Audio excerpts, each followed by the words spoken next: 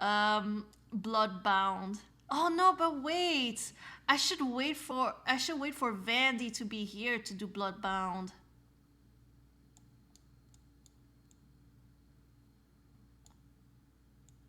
Yo, I shit you not. I'm scared of the nanny affair. I don't know if I can show this on Twitch. I will try though. I would try. Since I'm not getting any answers, I'm gonna go with Desire Decorum. It's court or be courted when you learn you're one of the eligible heiresses in England. Does true love await you at the Grand Edgewater estate? Yeah, I feel like I could vibe with this. Hold on a sec. I'm going to change my stream info because this is no longer too hot to handle.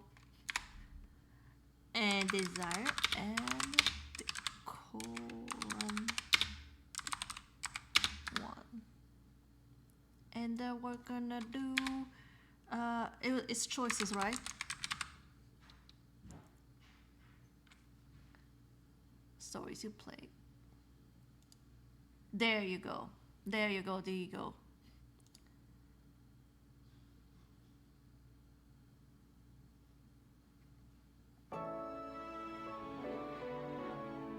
Welcome to Desire and Decorum. Before your adventure can commence, you must choose a look and befitting the English countryside. Oh shit. Let me see here. Oh, I hope we get more options. You don't see this game on Twitch's prohibited game list. It's a mobile game with different books in it, so I don't think Twitch even knows. Oh, okay, we're back. I don't know. I feel like she is the closest to what I look like. Oh, oops. Oh, what is this one? Oh, I can style my hair now. Oh, fuck! Oh no! It's starting. It's starting, y'all. It's starting. I don't want to be blonde. Ultimate curls. Ups. Maybe add 18 plus on the stream info. They're not gonna start butt fucking like in a game about Regency, right? I think it's fine. This one is fine. I didn't see a mature 17 plus. I would have added it if I was like, oh yeah, they're so gonna be butt fucking in that field of grass in the moors of England, under swallows that are flying in the sky.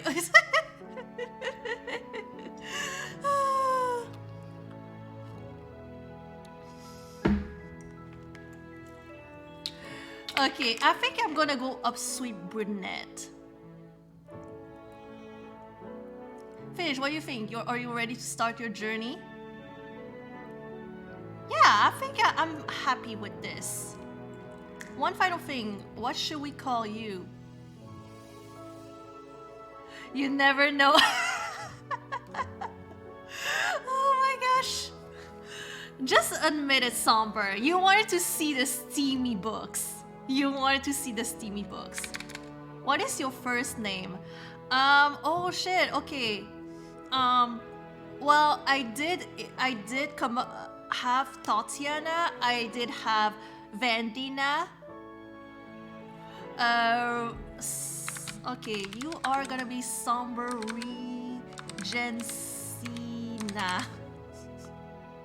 Regencina. Regencina.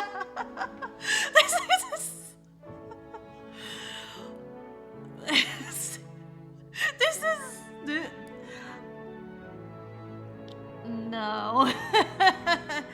Oh my gosh, this is one of the worst ideas I've ever Come on, Brit. But no, like, okay, here's the thing. This is perfect though. Your name has regent in it. And it's in the Regency period. How could I not? How could I not? Oh. Oh, I didn't realize there will be a last name. Okay. Sina. Oh. Oh, hold on. Alright, whatever. Place to make acquaintance. Oh no, hold on a second. I thought they would let me like choose a choose a new name. Oh, hold on a second. No, wait, hold on.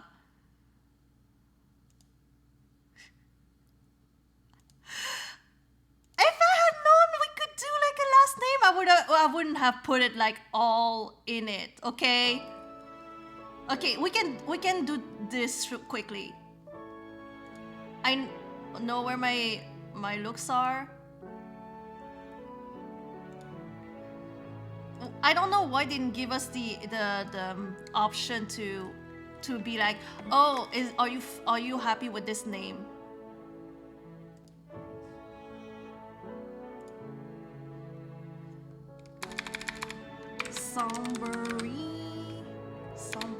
Sombrina.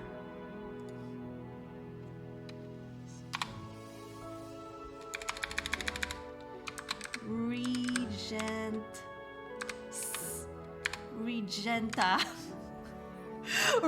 Sombrina Regenta. There you go. Miss Regenta. There you go.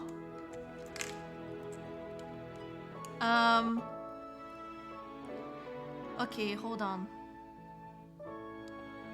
Let me see. Can I want to take a picture for I want to take a picture for Candy.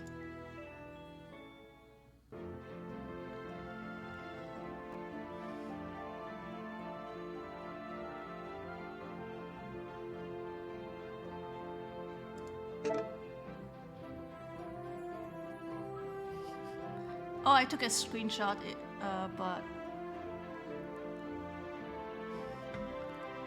there you go. I want to send this. I want to send this right now.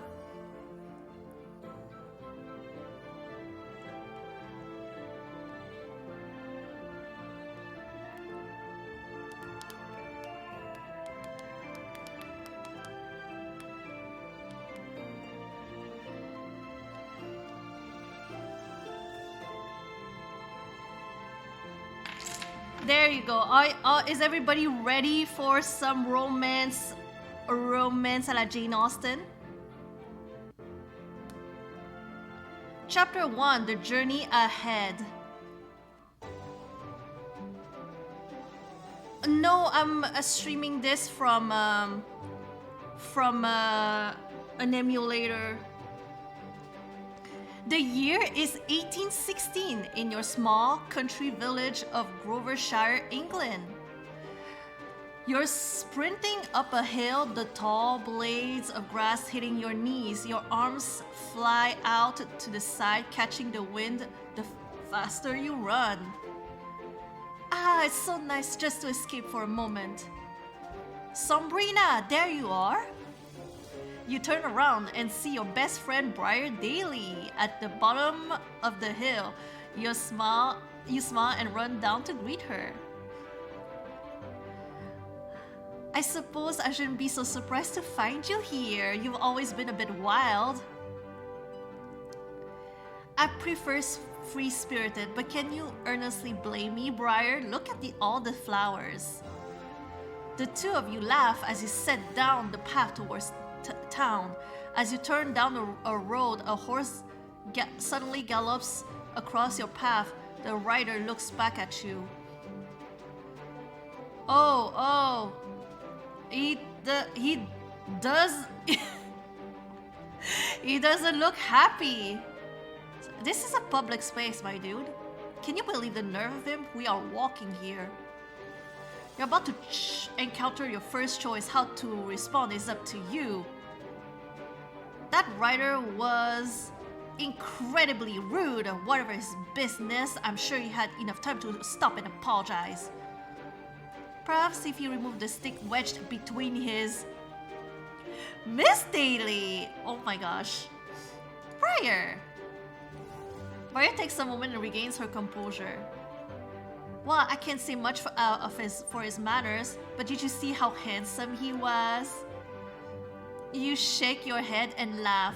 As the two of you continued walking, you hear Briar's mother call out from far down the road. Sombrina, you'd best hurry home, it's your mother. No, not Mama.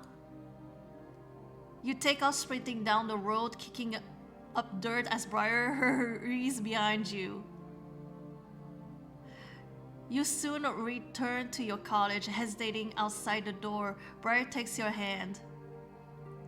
I knew Mama's illness was worsening, but this could be the end. What am I to do? Have faith, Sombrina. You're strong enough for this. I hope you're right. You enter your mother's room and fall to her bedside. Her brow is covered in sweat. Her voice is barely above a whisper. Sombrina, my sweet, I must speak to you before it's too late about your father. My father? But he died before I was born. No, he didn't. I have not been honest with you. He's alive? Oh, hell no! Oh, no. Wrong one. Oh my god. What? Oh, oh my gosh. In truth, your father is the Earl of Edgewater, the head of a large, powerful estate, just a day's journey from here. We're a bastard? What? Why would you hide this from me? We were in love, but his father forbade our marriage. The family cast me aside before I discovered I was with a child. I didn't want you to endure the heartache as I had and only be known as the bastard child of an urn, so I hid the truth. Oh my god. Your mother grips your hand tight as she coughs violently. You rub her arm, waiting for it to pass. I made the best decision I could for you. Please forgive me. Mama? Oh my gosh. I mean,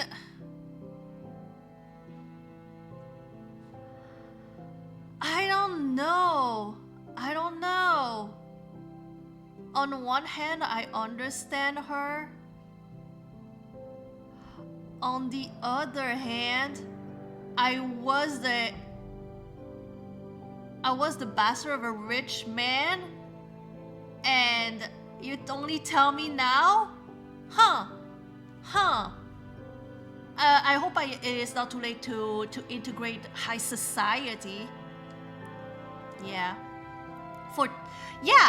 This is lost time. I need to work twice as hard to integrate high society, you know? For 20 years you kept me in the dark. I had the right to know. And not telling you sooner will be the biggest regret in my life. Your mother takes a deep breath, struggling to find her next words. I want to tell you now because I've written your father. He's sending someone to take you to the Edgewater estate in a week's time. He will watch out over you after I go. But why would he care now after all this time? He never knew about you before, but I know he'll give you everything I could not. Will you go for me? Yes, Mama, if that is your wish. Your mother smiles weakly at you, cupping her cheek in her hand. Her breathing slows as you notice her fading. Oh, I was hoping it was gonna be like, what's that movie again? What a Girl Wants? With Amanda Bynes. So, I was hoping the mom would stay alive and they would, but she doesn't want to have anything to do with the dad. But we would be like, huh? But he's a rich daddy, and so we goes, and he's like a lord. But in this case, okay, so Amanda Bynes, she went to England, and he was about to become a minister or something like that. He was like a big position, and then it's like a relationship. It could still be like about relationship between a dad and his strange daughter, but they marketed it as a romance game, a romance book. So I'm like, they might just focus on the romance instead. Be strong, my dear darling girl. Never forget who you are. As she takes her next labored breath, your mother begins gasping for air. It's okay, Mama. I'm here. You can sleep now. You kiss your mother's cold hands as she closes her eyes for the last time. 1 week later, you and Briar stand outside your cottage as a large carriage arrives. You hug Briar tightly. It's time, but how am I to survive at Edgewater without you? What if there was another way? I've spoken to my mom, and since there's always work to be had in great estates like Edgewater, I could be your lady's maid. That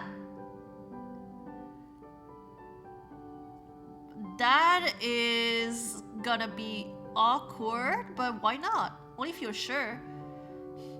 Absolutely. You know I've all been looking for work lately. This could be a step up from Grovershire. Not to mention we'll still be together. Yeah, why would she say no? Besides, someone needs to watch your back. I can't think of anyone better to accompany me. Good, because I already said my goodbyes to my family, so I'm ready to follow you wherever. I suppose this is fair, seeing as your mom is looking after my house. You look back at the cottage and Briar squeezes your hand reassuringly. Wherever Mama is, I'm certain she's smiling to see us still together. I doubt she would have wanted it any other way. The carriage comes to a stop in front of a cottage, and a footman hops off the back. He bows courteously in front of you. Whatever. I can't speak. I can't read. Miss Regenta, I presume? I'm Mr. Arthur Woods, under butler and head footman at the Edgewater Estate. A pleasure to meet you. Allow me to introduce my dear friend and now my lady's maid, Miss Briar Daly.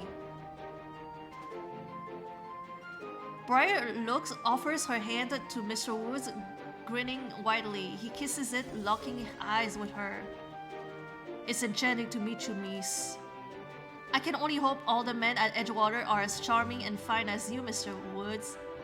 Well, I can say for certain you're now the most alluring lady's maid. Mr. Woods blushes and finally pulls his gaze away from Briar. Oh my gosh, if it pleases you, the Dowager Countess of Edgewater has made arrangements at a dressmaker's shop along the way. When you're ready, we'll be off. Oh my gosh. Is the music distracting for y'all? Cause like I have the music on, but it's kind of distracted. It makes it hard for me to read. It's a little bit too upbeat, you know? You and Briar slide into the carriage as the horses pull away from your house. I guess I just need to lower the volume on my end. I arrive at the lavish shop not long after. You and Briar enter, noting the exquisite gowns, dresses, and hats surrounding you. Oh, it's a little loud? Okay, yeah, I'll lower it on. Wait, hold on. Is there Audio. Oh.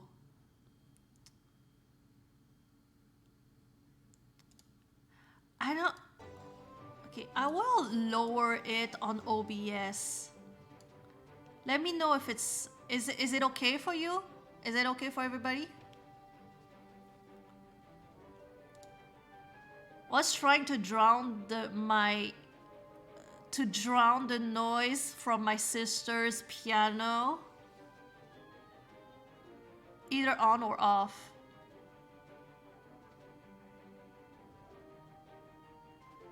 Oh, good. It's good now? Okay. I can hardly believe my eyes. I've never seen such marvelous clothes in my life. And I still cannot believe you're an earl's daughter. You need an outfit befitting of such a wealthy and powerful family. You do realize I'm still same age as I'm still the same person I was a week ago, yes? That doesn't mean you can't wear something worthy of the title. Briar flits around the shop, returning soon with several dresses. They're gonna make me pay for those dresses, right? Are those all for me? Well, they're not for me. Go on and try them on. Oh, we love a good shopping montage. Various looks throughout Desired Decorum will allow you to unlock exclusive scenes, improve your social standings, and impress love interest. Oh no! They're gonna make me... Oh, gems. This is cute.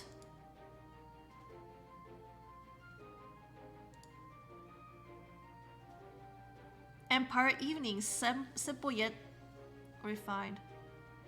I think I'm gonna go with this one. It's pretty cute. It's pretty cute. I'm not ready to spend gems on this. Excellent dress. Perhaps a hat to finish off your look. Oh, they make sure to show you the paying options before. But this is so cute, though. Oh, those hats are so adorable. Ward off the sun's harsh rays. Oh. I love this hat, though. This one doesn't really go with my... This is so cute.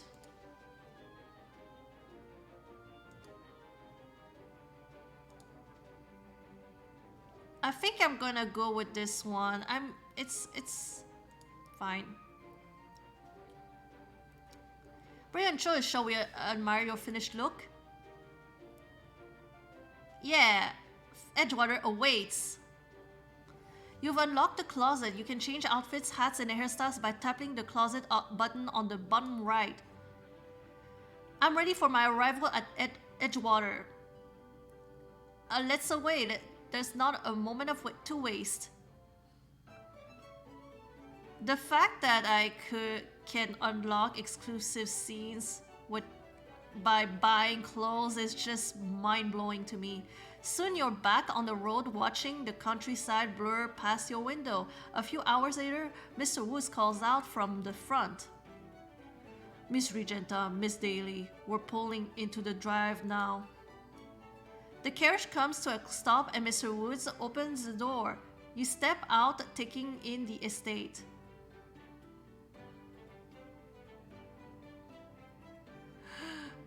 Oh, how cute. Oh, I'm supposed to press. Your father owns all of this? My word. This estate is absolutely breathtaking. I'm ready to fit right in. I've never seen a place more gorgeous than this. A groom rushes forward and takes care of the horses. He smiles warmly at you and Briar. Welcome to Edgewater, miss. We've been looking forward to your arrival. Thank you, sir. I'm glad to be here as well.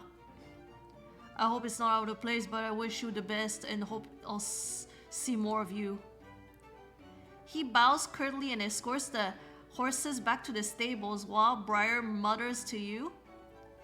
Whoever he is, I do believe he's taken a fancy to you already. Are all men as fine as him here? Briar! I concur, he was quite agreeable. Falling for the stable hand, my Sombrina, what a scandal you'll cause. I highly doubt it. Besides, I'm sure I'd get lost just trying to find the stables. You spin around once more, looking at the grand estate in front of you. I still can't believe we're here. If I were you, I wouldn't become accustomed to it. You spin around and notice a noble woman glaring at you. There's always this one bitch, huh? I beg your pardon. Oh my gosh. This is giving me... In Pride and Prejudice, there was like these, the sisters... Oh my gosh. The sisters of this guy. This one guy wanted to date the sister of the main character. Whatever. Regardless of my dear husband's intentions, you're his bastard nonetheless. Oh! She's a stepmom. Got it. This is not gonna turn to Cinderella, or is it? Thank you. Thank you. This is quite enough, Countess Henrietta. Sombrina is a guest of this house, and I don't believe the Earl would appreciate her being treated any less. Treat her less? I'm simply reminding Sombrina to know her place as the natural daughter she is. Do you think all estates come with wicked stepmothers like her, or are we fortunate enough to find the only one that did? Yeah, the evil stepmother trope is a tired one, but you know, it is what it is. You stifled a laugh as Countess Henrietta sneers at you and Briar and turns on her heels towards the house. So sorry, Countess Henrietta insisted upon greeting you, but then I suppose it's her right as the lady of the house. I'm glad I'm not her lady's maid. I should think I'd go completely mad. You must be Sombrina's lady's maid. Why don't you settle all your luggage into her room? I should like to speak with Sombrina in private. Briar curtsies to you both and disappears into the house with your bags. The older noblewoman turns her gaze towards you, eyeing you carefully. Yes, I do see my son in you. Your son? So you're... Dominique, the Dowager Countess of Edgewater, and your grandmother. Oh my gosh, this is giving me cause I watched Downton Abbey several times, and she's giving me Maggie Smith. Except Maggie Smith is a little bit more grumpy. No. I'm gonna need her to be a little bit more grumpy to be Maggie Smith. Your grandmother twirls her fingers, waiting for you to comply. You're coming up on a choice that can affect your social standing, showcase your manners, and you're more likely to rise in high society. You want me to turn? Alright, since you insist. You slowly turn in place, looking pensively at the Dowager Countess. Like this? Precisely. It's good to see you can take direction well. Your grandmother nods to herself and continues to observe you fully. Good figure, strong facial features, demure personality. Perhaps we'll make a lady of you yet. Thank you, I think. You're quite welcome. As soon as your mother wrote my son, he insisted on bringing you here. It won't be easy going from a village girl to an earl's daughter.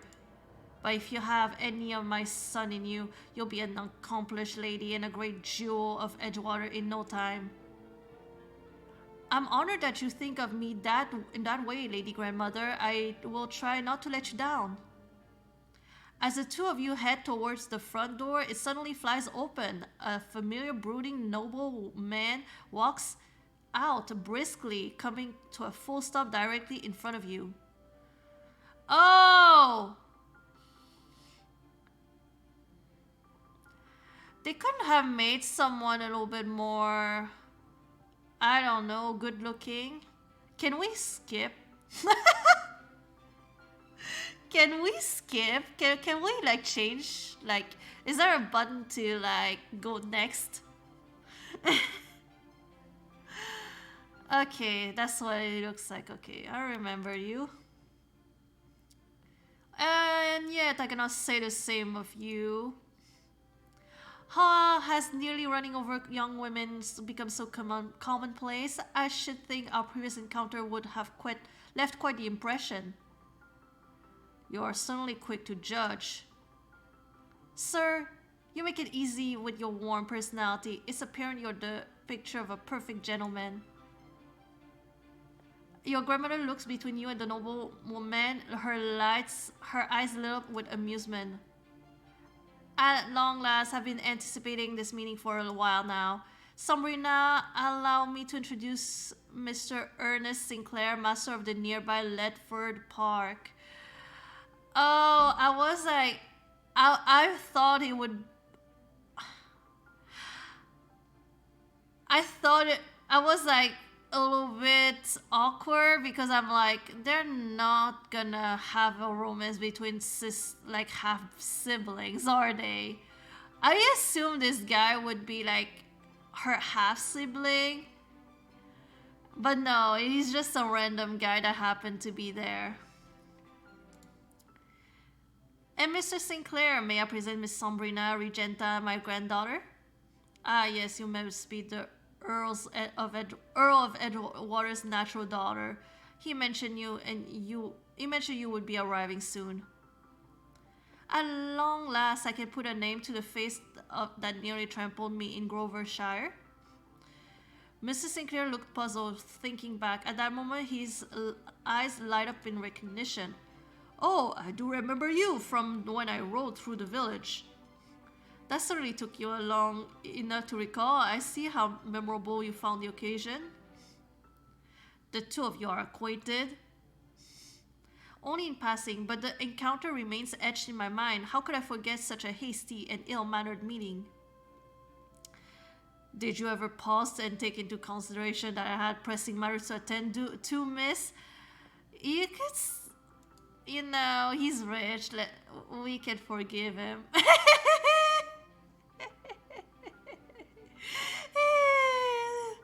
So pressing that you could not afford 1 minute to apologize? My dear, don't tease Mr. Sinclair so. He's one of the most eligible bachelors around. How is he, though?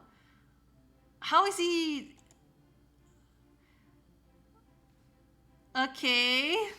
Like... Am I supposed to be impressed? Your grandmother drops her voice so only you can hear. And one of the wealthiest landowners around as well. Oh, well, you should have led with that. You should have led with that. Okay. You make a good point here. You make a good point. You turn toward Mrs. Sinclair, staring at the two of you with one brow raised. No wife, sir? I must admit I'm surprised that a man of your fortune is unwed. But...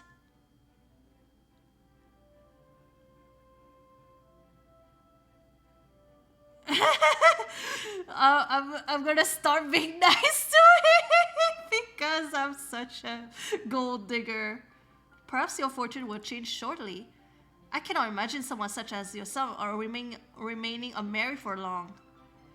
Such as myself? You have wealth, position, good looks. Any young lady would be fortunate to be your wife, but only if she could get past your rough exterior. I'm such a gold digger. She changed her tune so quickly! For I should imagine your faults would create quite the test for anyone labeled as your wife. Mr. Sinclair's gaze remains fixed on you. You stare back, challenging him, while your grandmother smiles mischievously next to you. My dear girl, I just realized you haven't seen the gardens yet. In fact, Mr. Sinclair's grandmother helped me design them years ago. Truly, they look magnificent from here even. I can only imagine what they look like closer. I'm sure the Dowager Countess could tell you more, but there's an array of flowers and statues next to the Edgewater Lake. My grandmother always said the best time to stroll through them was on a Christmas spring day, much like today, in fact. Why don't you show Miss Regenta the gardens yourself, Mr. Sinclair? Oh my gosh, she's like, you're not, you're not subtle. You're not subtle. With a strong connection to the garden, you would be the perfect guide. Me, but it's not my property. Oh, is that all? I thought you were afraid to know me further, sir. Nonsense, you and I. What I mean is, it would be my order, miss. Would you accompany me in a turn about the gardens? Oh, I could play hard to get, mysterious, and say no. Throughout Desire and Decorum, you'll encounter diamond choices these let you explore, experience exclusive scenes, unlock special outfits, or boost certain relationships.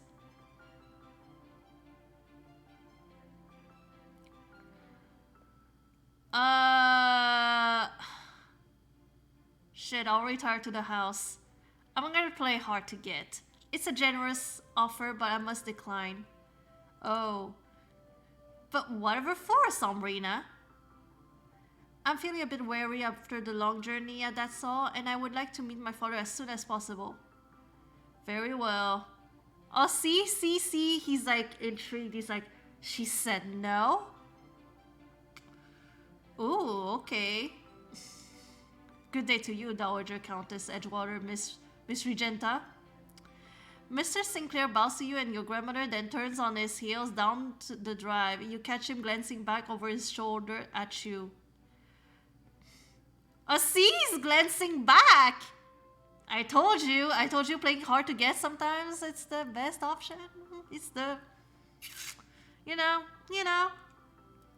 He shakes his head and continues to walk.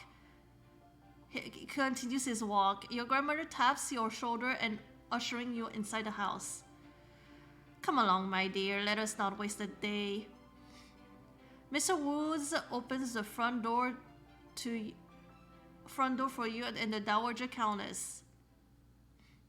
As you enter into the mansion, your eyes sweep across the foyer's interior. Ooh. To your left, the open door leads to a large sitting room. Through the doors ahead, you can barely make out various parlors and dining rooms. Just then, a young woman turns the corner from the drawing room and bumps into you. Oh! You reach down to pick up the noblewoman's dropped fan. I believe this belongs to you. I beg 1,000 pardons, miss. I really should be more careful where I go. You're quite alright, no harm done. Her hand lingers against yours for a moment as she takes the fan from you, then shakes herself out of her daze. Wait! We can have gay romance in this? Game, you better not. You better not tease me, okay? You better not tease me. Game. I hope she's not our cousin. I hope she's not our cousin. Oh heavens, I'm so late. I'm afraid I can't stay and chat. My parents are waiting my return. I understand. We'll see you tomorrow then. Of course. Good day, Dowager Countess, miss. Mr. Woods opens the door for the noblewoman. She takes one last peek at you and smiles warmly before she leaves.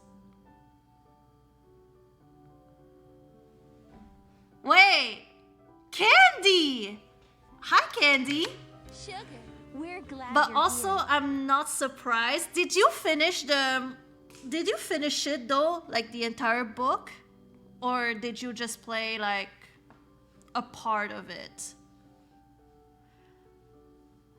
You don't think you finished it? I don't know if I will. We'll have to see if like how juicy it gets, but so far I've met. It was freaking long. It is that long. It's that long. Thank you, Somber. Oh my gosh. And it says it's book 1. So there are more books. Honestly, you might be on the second book thing or something. Oh, okay. Can you do gay romance in this one? Can you do gay romance? Because yeah, there's this one girl like at the maybe. Yes, oh my gosh. Wait. I can. Woo! Okay, they made sure not to mention it. They usually you would see like the LGBTQ plus like little tag when you choose a story, but there wasn't any, so I assumed it was all gonna be just boring straight romances.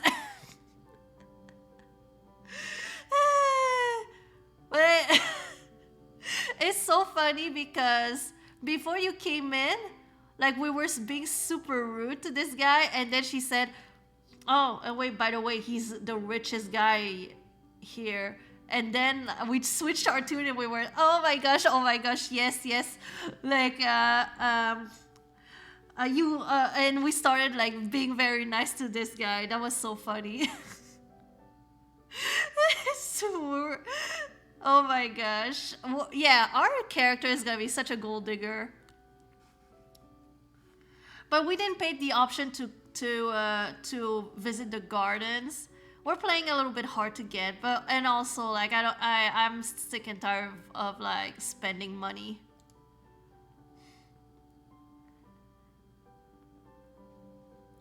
You had to pay to get accomplished? What? Oh my gosh. This is the So I do like these like every Sunday afternoon. I do like the mobile games, but I don't think I could continue.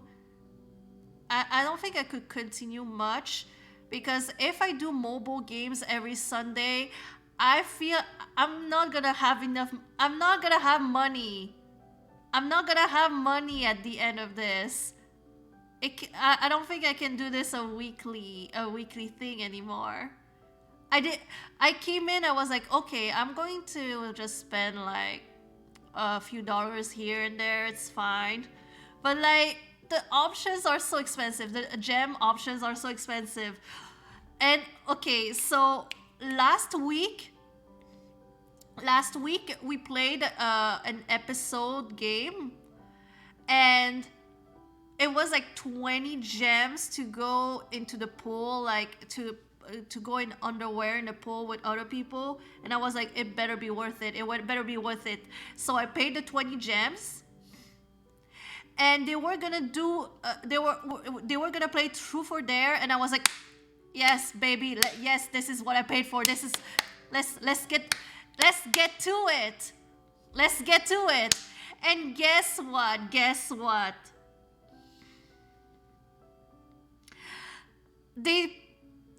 My character was allowed to ask one question to another person and one question to the person that my character was coupled up with, and that's it. And they were like, after the game of Never Have I Ever, it just skipped the whole game. They skipped the whole game. They just allowed us 2 questions. I couldn't even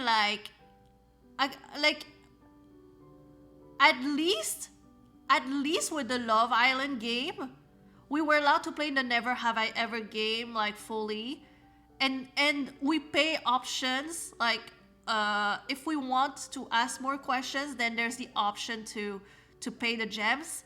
But at least like the basic one, it's a full on ask Never Have I Ever or Truth or Dare. It's the whole the whole game is there. You can have bonus questions after, like if you want to, for more gems. But those episodes, those choices games, they are like oh, we're gonna play the game, and then we ask 2 questions, and that's it. Like, it's over. A few moments later, these choices game kept you up during the night shift as well. Oh, so so because you would play it like, I don't know much about your job. But is it one of these jobs where you're like, where you just like most of the time you just sit down and wait for something to happen? We've been there before. We've been there before.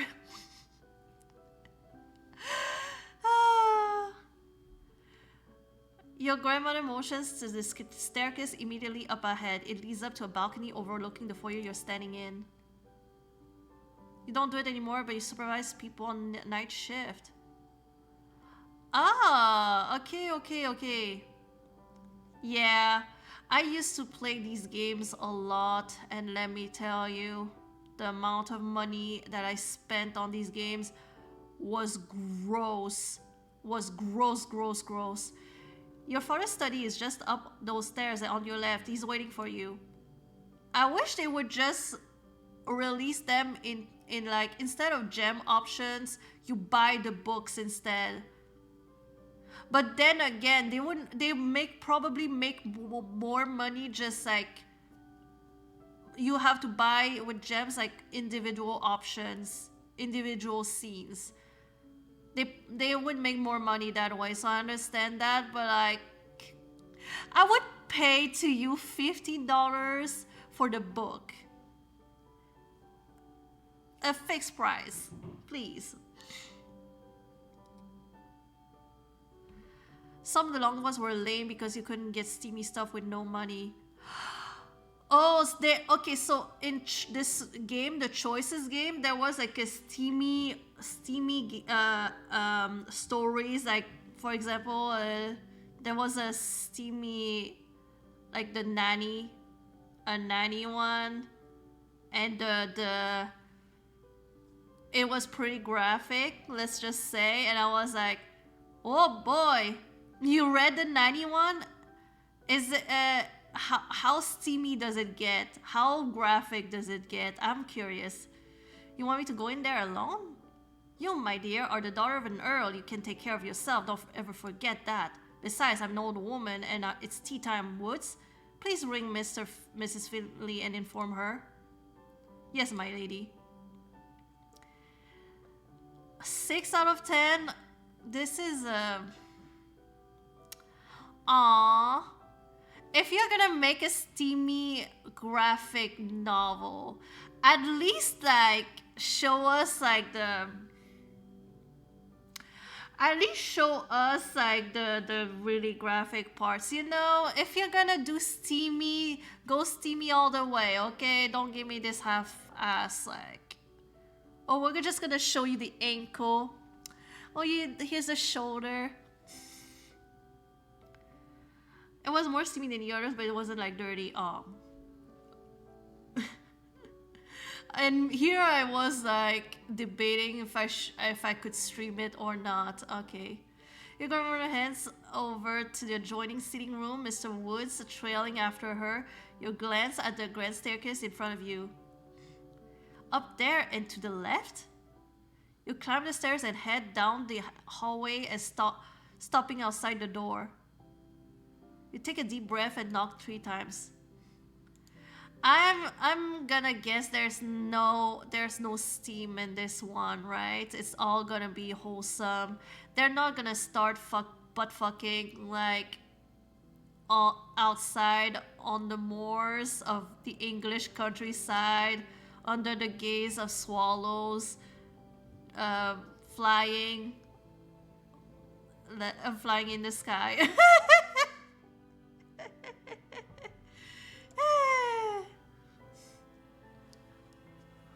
That must be my father. I do hope he approves of me. You open the door and step inside the Earl's study. Oh!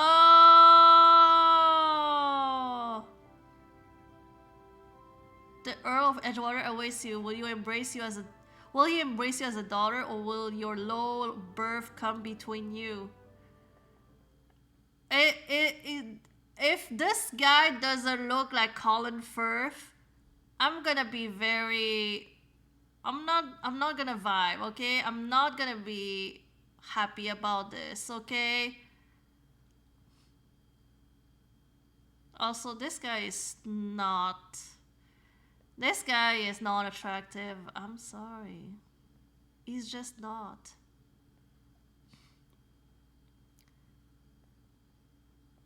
You used to read multiple at a time to get more gems? Oh, that would make sense. That would make sense. So yeah, that's what it was. The 17 plus.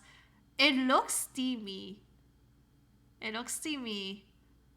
But like, come on, you can do better. You can do better. I know you can. All right. Okay, let's continue this. We only have two. Oh yeah, by the way, if you're not aware, I am raising money for Mermaids UK right now, and my donation page is alive right now. My total fee is right there.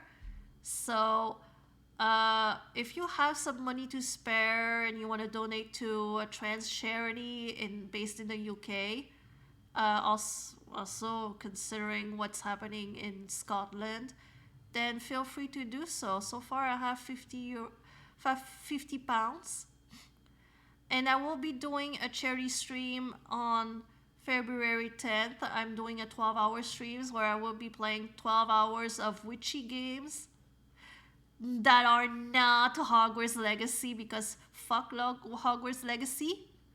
So you can either like stop by during that charity stream, or you can donate now if you know you can't come in. But yeah, no pressure.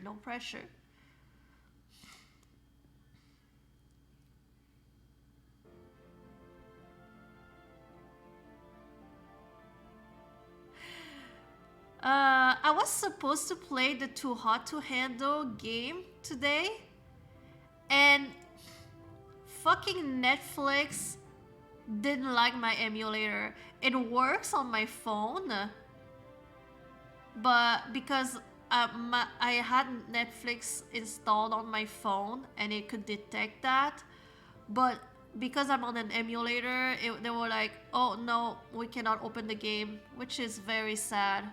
So I cannot stream Too Hot to Handle the game. That is so sad, but you know, it is what it is. Yep.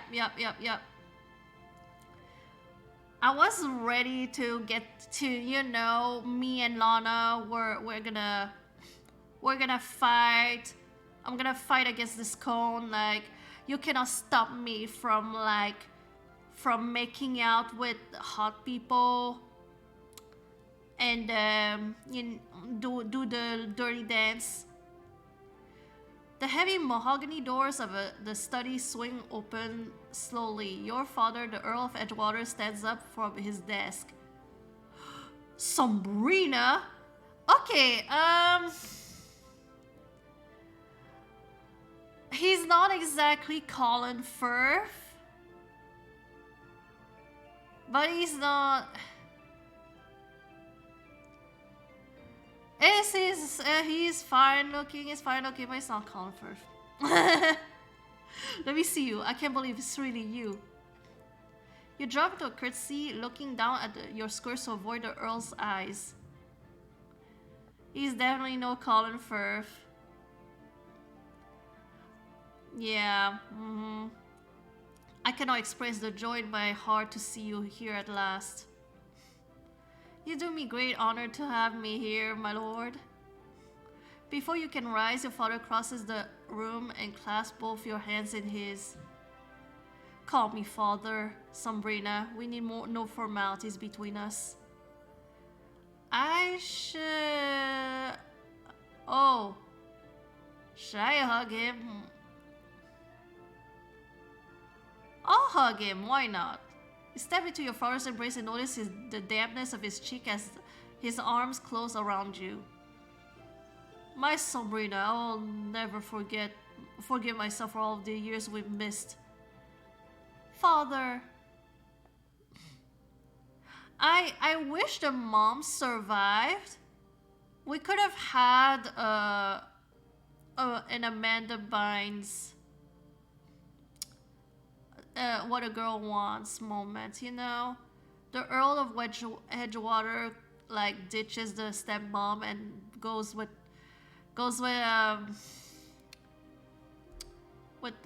his first love. Oh my gosh.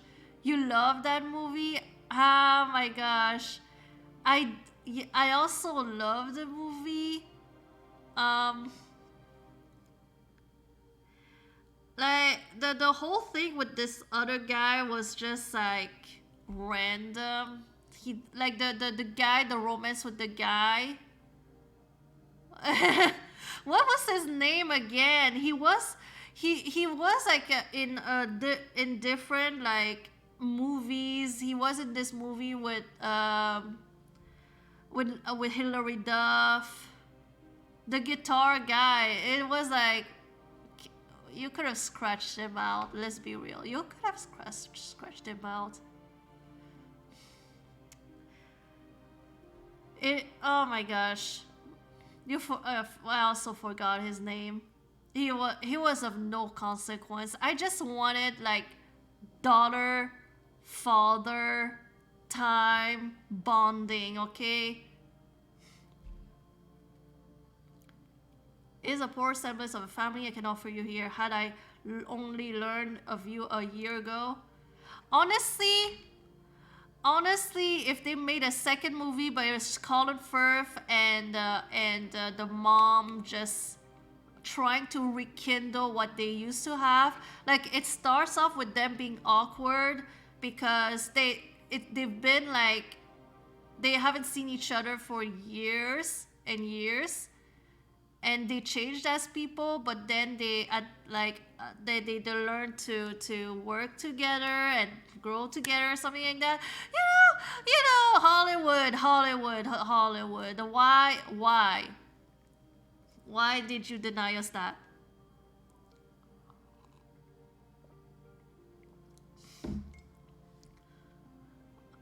I wish I could have met your brother. You could have met your brother. I have a brother. My son Harry, he passed away last year. What happened? He and his friends were hunting. He was thrown off from his horse. Oh, damn. Did they find the body? Did they find a body? Are they gonna do some shit like, oh, it turns out that he was alive and he turned out he was alive, and now she's questioning, oh, are they gonna turn me away now that they realize that their heir is alive? What was our bonding genuine, or were they just trying to find a new heir or something like that? Abruptly, your father turns away and walks it over to the fireplace. Father, I'm so sorry. I would have loved to know him. He was a scam, always in trouble, and he knew all he ever had to do was make me laugh and forget to punish him. That kind of reminds me. Oh, what I just described kind of reminds me of. Okay, so like I said, I watched Downton Abbey before a few times, and the last male heir of the family was on the Titanic. They were on the Titanic, and the ship went down, and so like instead of like making the girl like the Harris, the lady of the house or something like that, they turn to this like very, it's like a, oh, he's like very far away, like in the family tree line. He's like very far away. And they brought him back, and they genuinely got attached to him. They genuinely like grew to love him, even though he was American and knew nothing about English like things. It was like an outsider, and then there was this guy who was like taken to their war hospital or something like that, and he said that he like something happened and he had amnesia and he recovered his memory, and he was the heir of the family. And here's the thing, instead of giving him the benefit of the doubt and researching to see like seeing like doing the proper research to see if he was truly like the heir, he was all deformed from like he got a explosion, and so his whole face was deformed. So they were like, what if this guy's lying to, in order to get money or something like that? And so so this is kind of fucked up, especially if he turned out he was telling the truth. Because this family turned, like, except for one person, didn't believe him, treated him like shit, turned him away. They preferred to keep the guy, the outsider, than to, like, welcome back one of their own. Which was very interesting. It was very interesting. I did not expect that. I thought that it was sad. I thought it was sad. So imagine they do something like that in this book. Sounds like he needed a big sister to keep him in line. I think that would have been perfect. Harry was my only heir. His death was a loss to more than just me. And his mother? The Countess, you have had the pleasure? Yeah, we met briefly, yes. Henrietta agrees in her own way. Your father shakes the thought away and picks a piece of parchment up from his desk. He turns to you and hands you a letter. I want you to see this before I send it. Okay, so to His Royal Highness, the Prince of Wales and the Right Honourable Lord Bishop of Canterbury. I, Earl Vincent of Edgewater, do formally declare and recognize Lady Sombrina Regenta to be a daughter of my blood and entitled to all of the legal rights and recognition thereof. Oh shit. I'm sending it out to the Bishop and the Prince Regent today. From this day forward, you will be Lady Sombrina of Edgewater. Oh my gosh, does that mean I'm rich now? It's like a dream come true. If I had been offered my fondest wish, I couldn't have asked for more than a home like Edgewater, a title, and a father like you. My dear Sombrina, you are getting more than a father from this. Our line has a long and proud history, and now you'll be part of it. It's all a little overwhelming.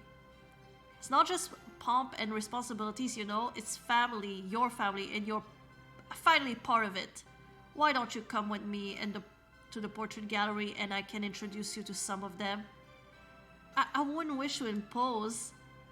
I would like nothing better than to spend time together, Sombrina. Will you give me this chance to make up some of what I missed?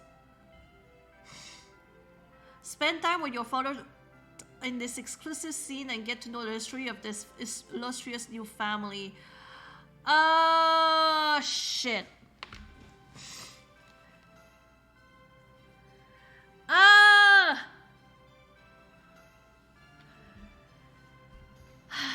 His 15 gems. Y'all, this is this.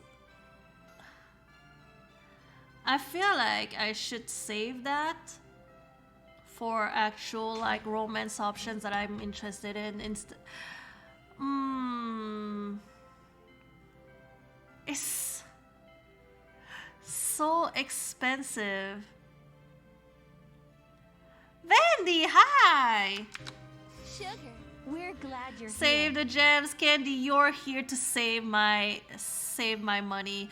Honestly, though, if you do a February like how to save money stuff, like I would totally like keep my eyes on that channel, because I do be needing to save money. If you look at my bank account, you would weep. You would weep so much. You're working on a graphic now? Hell yeah. I honestly though, my mom, when she learned that I applied for a credit card, that I already had a credit card, she pooped her pants and she was like, "Oh Dios mío." She was like bullet sweat start to roll out. She was like, "Oh God, oh, are you in trouble right now?" But honestly, though, I've managed I've managed my bank account fairly well up until now. But I'm not in financial trouble. However, I have trouble saving money. It's so bad, y'all. It is so bad. Yeah, I only had one since high school. Like, the reason why my mom is afraid of me having a credit card is because, so you use your credit card, but you have to like be able to pay it up, you know, at the end of the month to build credit. She was afraid I would spend the credit but not being able to repay. She thought I would just keep like spending on my credit card and just like, I'll be able to repay it, and then I'm over my head.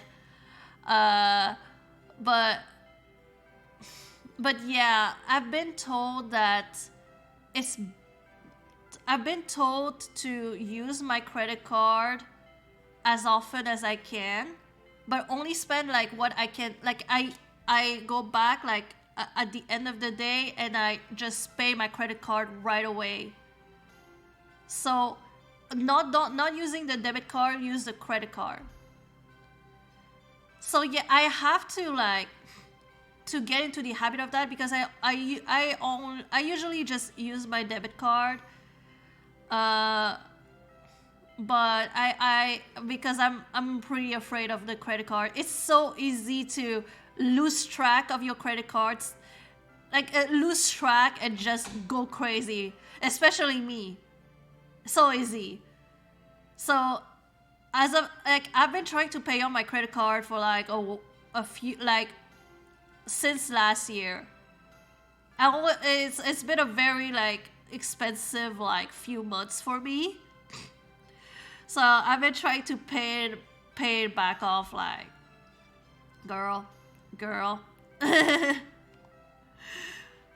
But yeah, honestly, it's, if you already have some, like, if you're already good at managing your finances, use your credit card, pay it off at the end of the day. Do it right after you do your Duolingo. I do my Duolingo every day. I can pay my credit card statement every night as well after my Duolingo. How about that? You pay it off every month. For like a few months now, I've had money, and like I pay more than my minimum, but I'm still paying it off.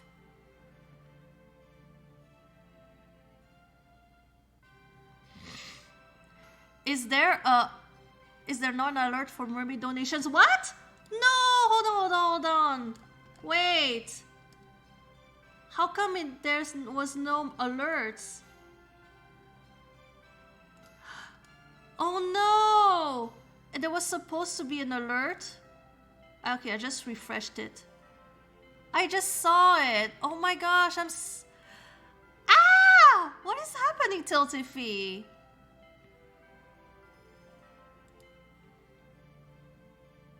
Oh, okay, okay, hold on a second. I think I might have an idea why.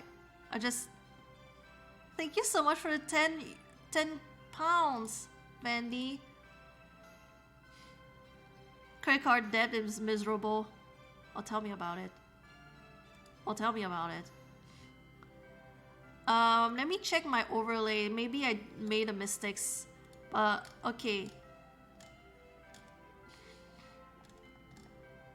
Oh, let me check something. You were supposed to get... Yeah, like, if I do a test donation of 10 pounds, you were supposed to get... Yeah, if you can hear it. Oh, there was supposed to be an alert. Okay. Anonymous, 10 pounds. Mermaid power. Thank you so much, Vandy. It says anonymous, but you kind of exposed yourself just now. Whoever it is, thank you so much for the 10 pounds. I appreciate that. We're now 60. Don't forget that if I reach 500 pounds, you thought you didn't click anonymous. Which, by the way, since we got a donation, it means that you get a name on a card. So this is what I did for Somber. This is what it looks like. Isn't it cute? I did a little bit decorations. So now I'm going to write your name, Vandy. All right. I don't know what kind of decorations. I am not. You request Vandina for your name? Oh my gosh. I will do both. I will do Vandwedge, aka Vandina. How about that? That way you'll have both. All right. AKA.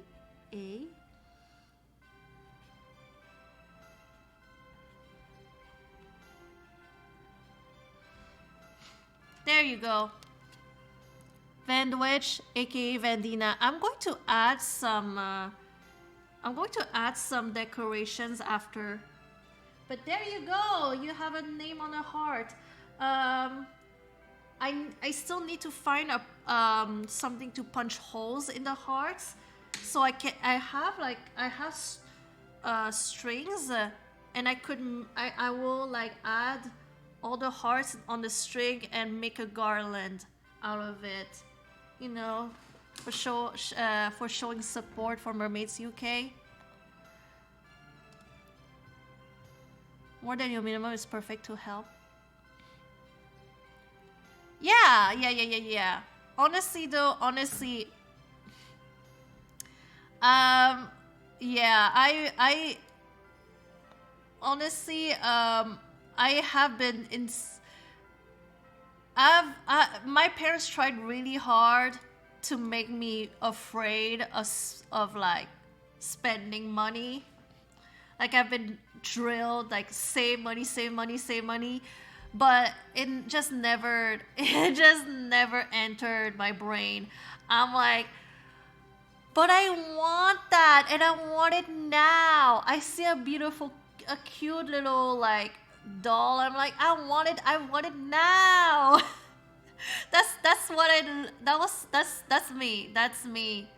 It's like I want it and I want it now. So I buy it now. This is why I'll never be financially stable. I'm not certain I could hold any more in my head today, Father. I need some time to come to myself. Of course, my dear, take all the time you need. But I'm looking forward for like a bunch of advices on how to manage money. Honestly, though, I do need to. Yeah, like I've been offered by other people like on like stuff I could invest in Canada specifically. What where I should put my money for my future, like retirement stuff like that. Yeah, go through the basics. Go to the basics because they don't teach you that at school. They don't teach you that at school. You have to do your you have to learn all of this on your own. It blows my mind. It blows my mind. Suddenly, the study door slams open to reveal the Countess listening on the other side. Countess, my lord. The Countess gives you a poisonous smile. As I said before, we're so pleased to have you visit us, my dear. The Earl has always taken great pains to do well by poor relations. A pleasure to make your acquaintance. I am Lady Sombrina of Edgewater, bitch. You hold the Countess' gaze with your own, refusing to back down. Her smile stiffens. Of course, Lady Sombrina. Quite a step up for a girl raised on... Was it a pig farm? I cannot recall. Ain't nothing wrong with pig farms. My mother and I live in the village of Grovershire. She took in sewing for the local gentleman. Ah, sewing, of course. Bachelors do need to get their sewing done somewhere. What are you implying? Oh, come on, my dear. You and my lord know very well that the work your mother did is how you came to be. Is it not?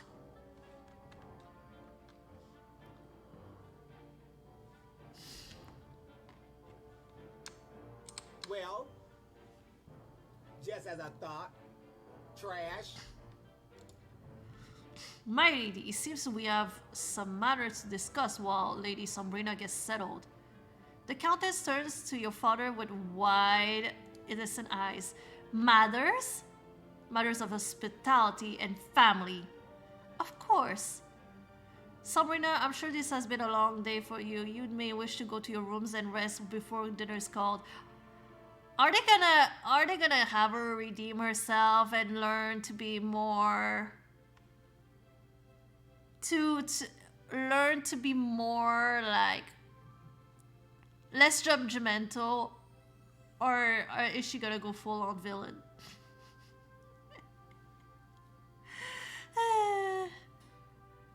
You shut the door on your father and the Countess and let out a sigh. I just want a family member who is not mean, but she's grumpy, like Maggie Smith from Downton Abbey. I'm glad that's over.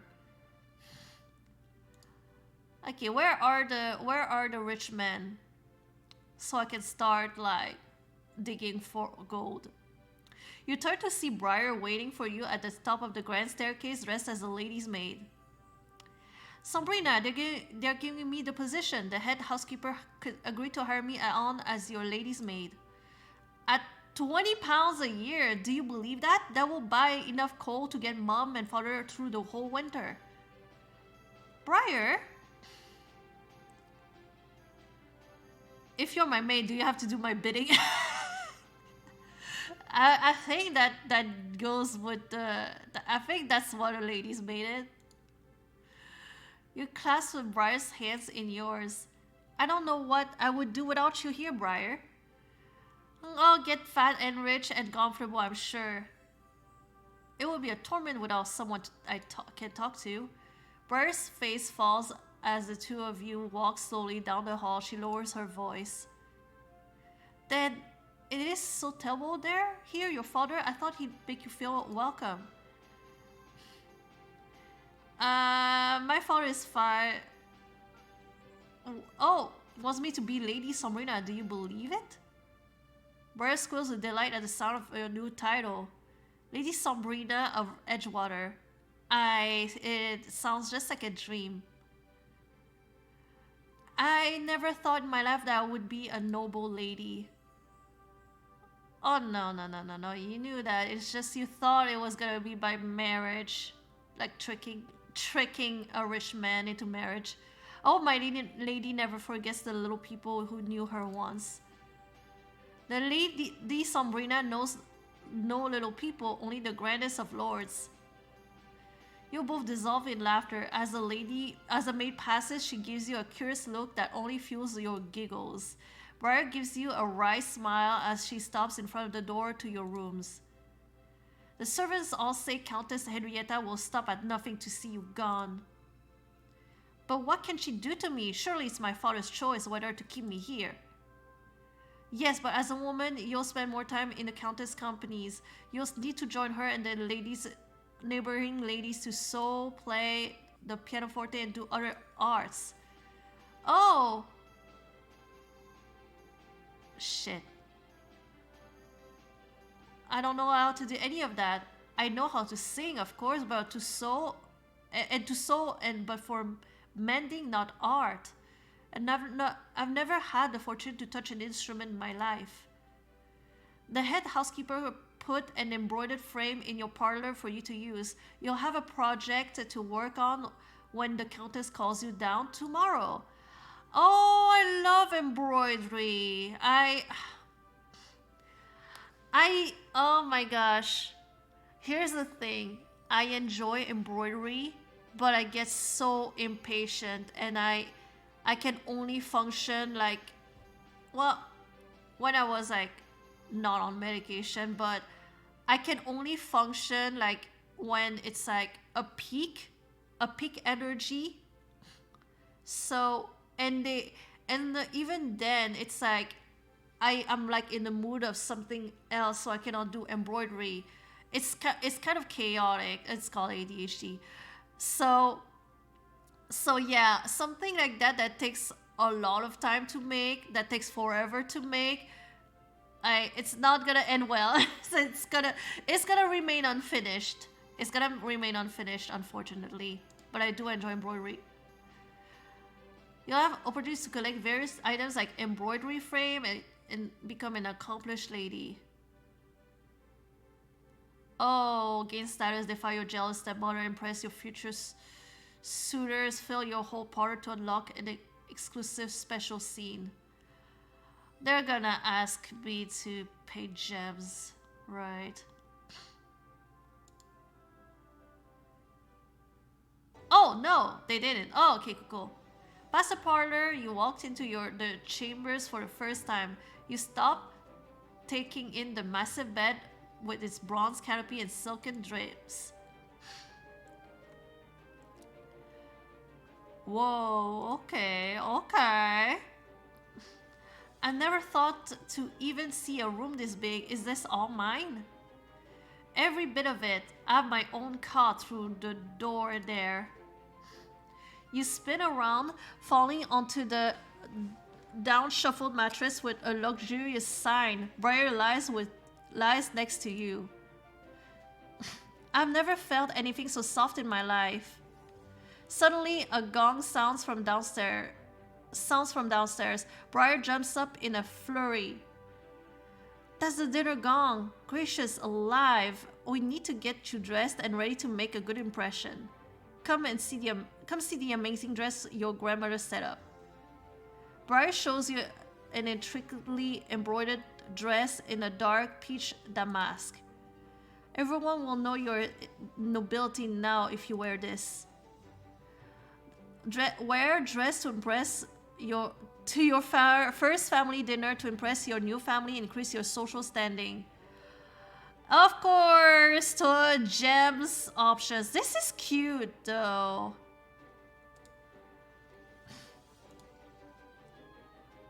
Oh shit. There's only 2 options. There's this, the one I came in, and 25 gems, of course. You're gonna have to. We're gonna have to do this one. I'll be more comfortable in something less fancy. You still look like nobility to me, Lady Sombrina.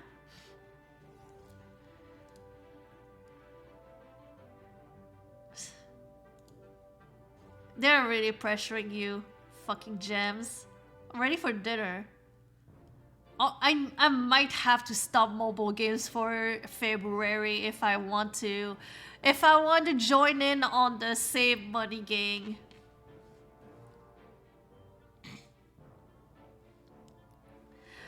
You come downstairs to find your father, your grandmother, and Countess Henrietta already seated at the elegant dining table, along with another nobleman and woman. You bob a quick curtsy to everyone you know. Father, Countess, Lady Grandmother. Your grandmother gives you a grimace of distaste. You're late. My apologies, Countess. Sombrina should sit near me as a daughter of this house. Your stepmother looks like she wants to argue but holds her tongue. She nods sharply towards a seat next to a bored-looking young man. The young man nods a greeting while the woman seated next to him stares curiously.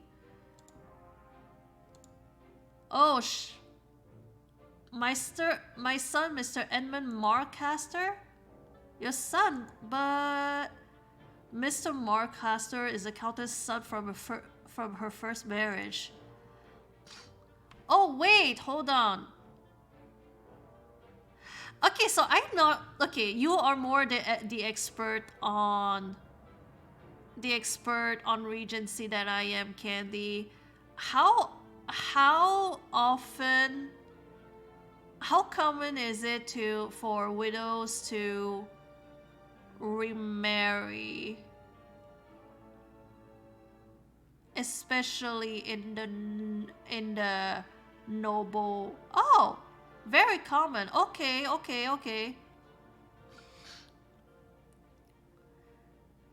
So it's not like a whole like, oh, you marry once and then oh you stay a widow. It's a oh okay. A pleasure, Miss Regenta. Yes. Lady Sombrina, it's nice to meet you.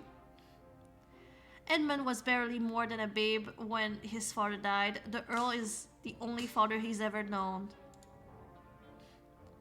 They might not remember if their late husband's money wasn't tied up in a male heir. Oh, okay. So in this case, she had a male heir, so that was like, okay, yeah. The Countess nudges Mr. Marcaster under the table. He looks up confused.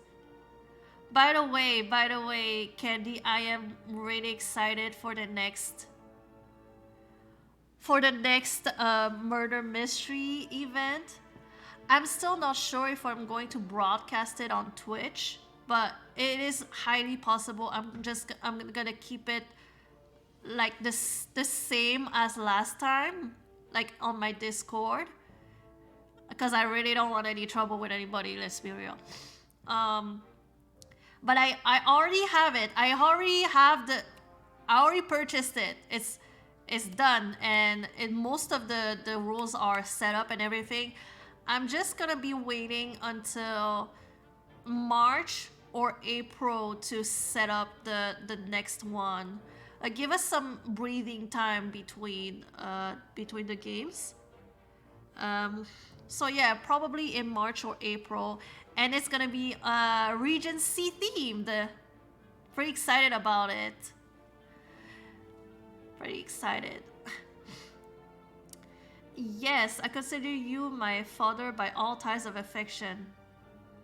Since our poor Harry passed on, Edmund has had to fill his role on the estate and in the Earl's heart. We will all be so relieved when he finalizes his will to confirm Edmund as his heir. His heir?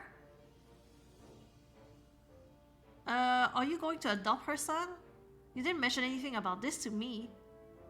Is something the Countess and I have discussed. Nothing is final.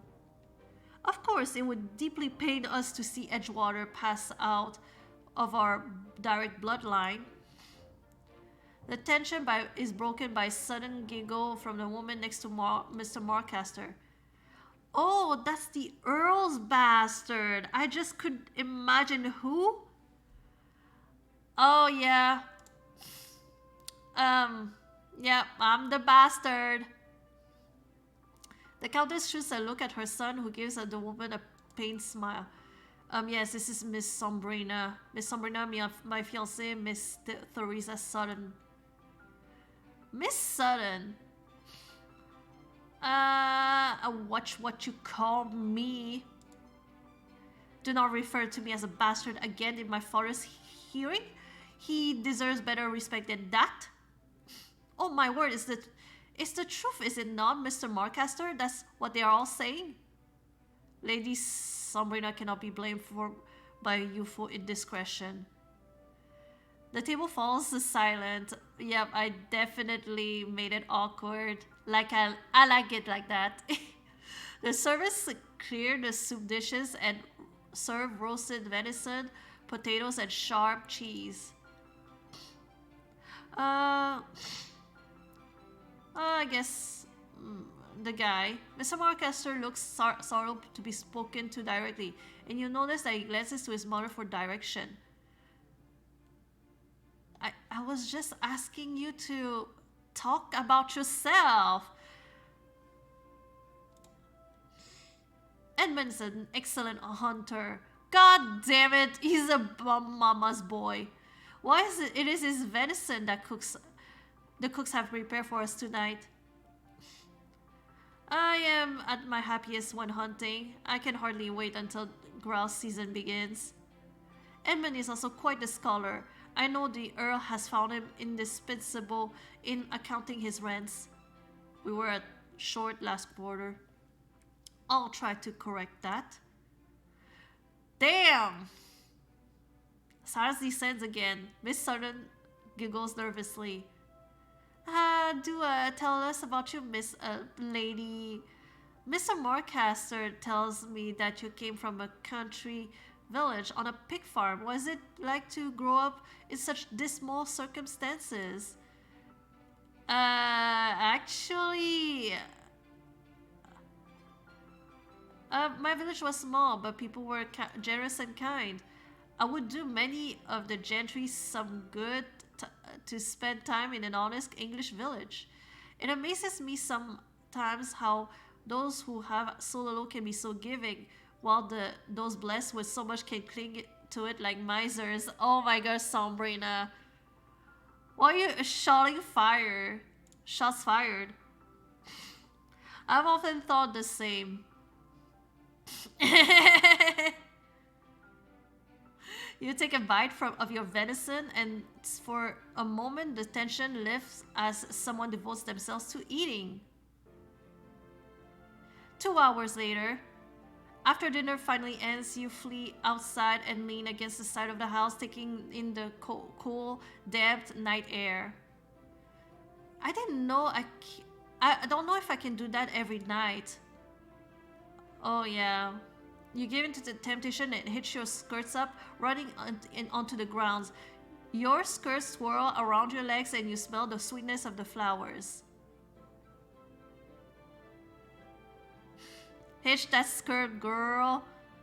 Hey, oh, are we going towards the stable? Maybe we could get a little bit of action in the stables, if you know what I mean.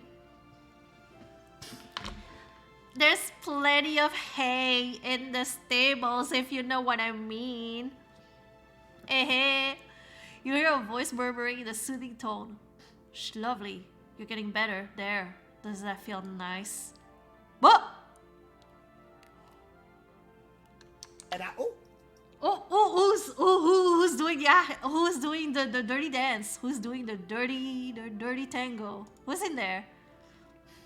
You walk inside and see the dark form of a man dressed like a groom. He's kneeling in the dusk, wrapping a bandage around a horse's knee. Oh, Oh, it wasn't. It wasn't. It wasn't what I thought it was.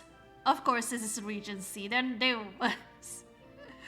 they wouldn't give us that. The man stands and you see that he carries himself with a soldier's bearing. He clucks his tongue and his horse gingerly puts her foot down. Good evening, sir. Ooh, he is cute, but he's not rich. You have a kind way with animals. Oh my gosh, what is this beautiful girl's name? Yeah. She's no name that I've been given, but I call her Clover for favorite feed.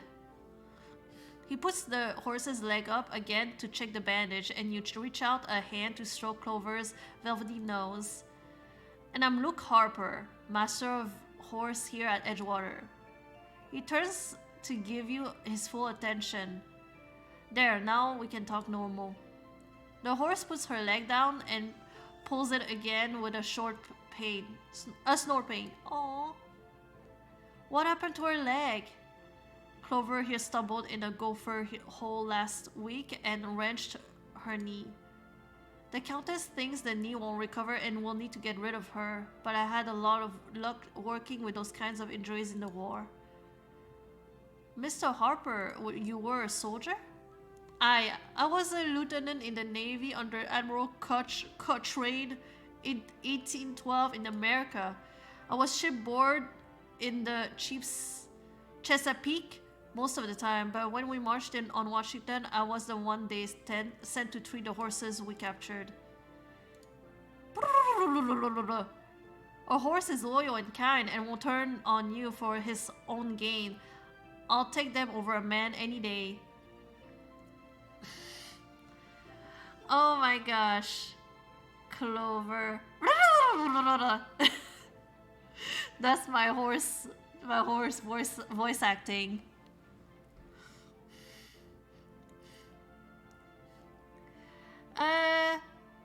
I'll see this on, yeah, too. Mr. Harper laughs. They'll take you where you want to go and ask nothing in return. And they won't judge you on your birth, only whether you are gentle and kind.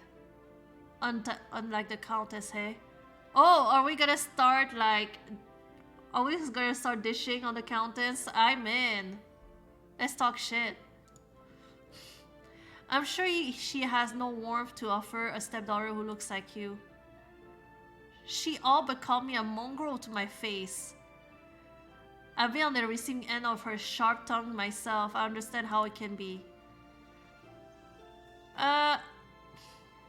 Honestly though, I always side-eye the fathers who are married to stepmothers that are that bitchy, because it's like you see all of this and yet you tolerate her. She didn't change after the marriage. That's what I'm saying.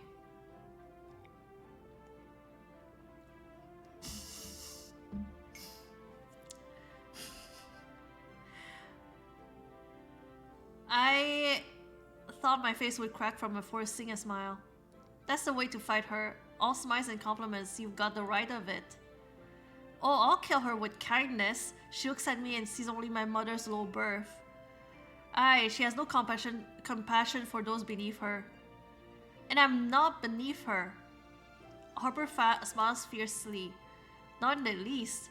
The Countess wasn't born to a title herself, you know. She made her fortune off of the death of her first husband and used it to convince your grandmother to make a match with the Earl. Oh shit! With Harry gone, she'll not stop until she secures Edgewater and its titles for Mr. Marcaster. And she'll always see me as an obstacle. Mr. Harper waves a hand toward the door. If you have more frustration to work out, I can take you riding. I have a few horses that need exercise. Oh, it's gonna be a gem thing, right? You're eager, aren't you? Stroke the horse's long nose. Nothing clears the mind like a good moonlight gallop. Moonlight ride with you? It would quite scandalize the countess, would it not? It would at that, and give you a chance to see the rest of your new home. The horse nudges you with her head. Oh, it's the horse. The horse is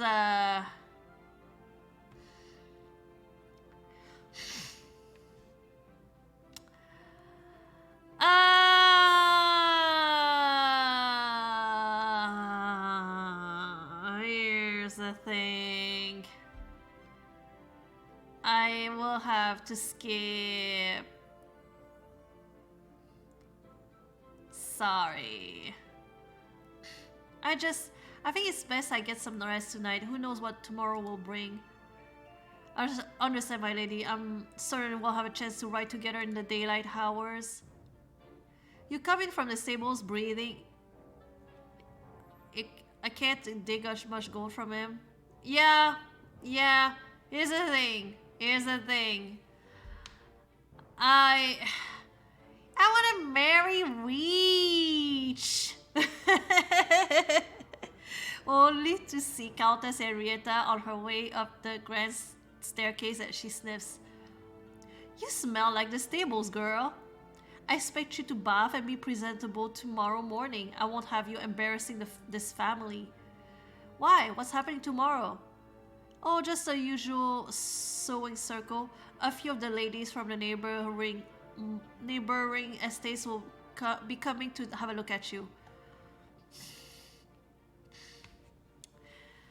I'm looking quite forward to meeting them. Oh yeah.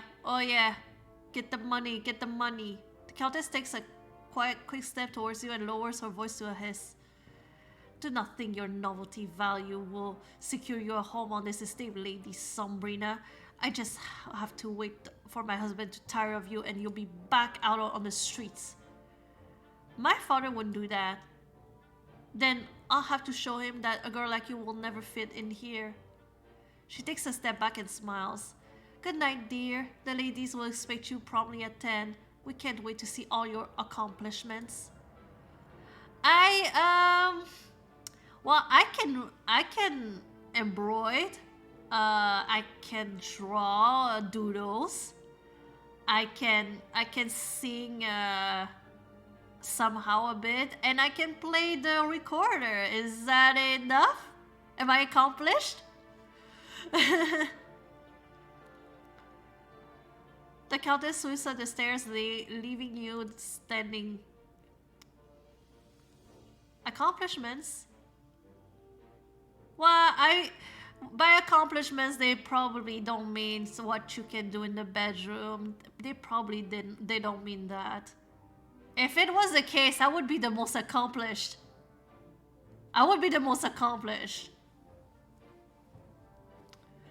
The sewing circle awaits. Can you hold your own among the gentry, or will Countess Henrietta prove you unworthy of your title?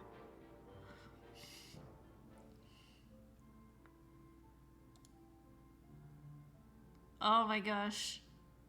Yeah, I got VIP. Okay, here's the thing about this app here. They have VIP books. Like, for example, Getaway Girls. That sounds very fun. And you have to pay $20 per month to access this thing. And you still have to pay with gems the options inside. I'm sure of it.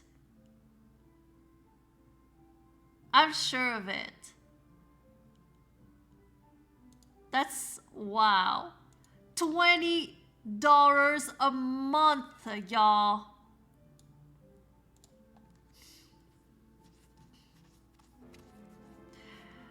Chapters, choices. What are you doing? Choices. What are you doing?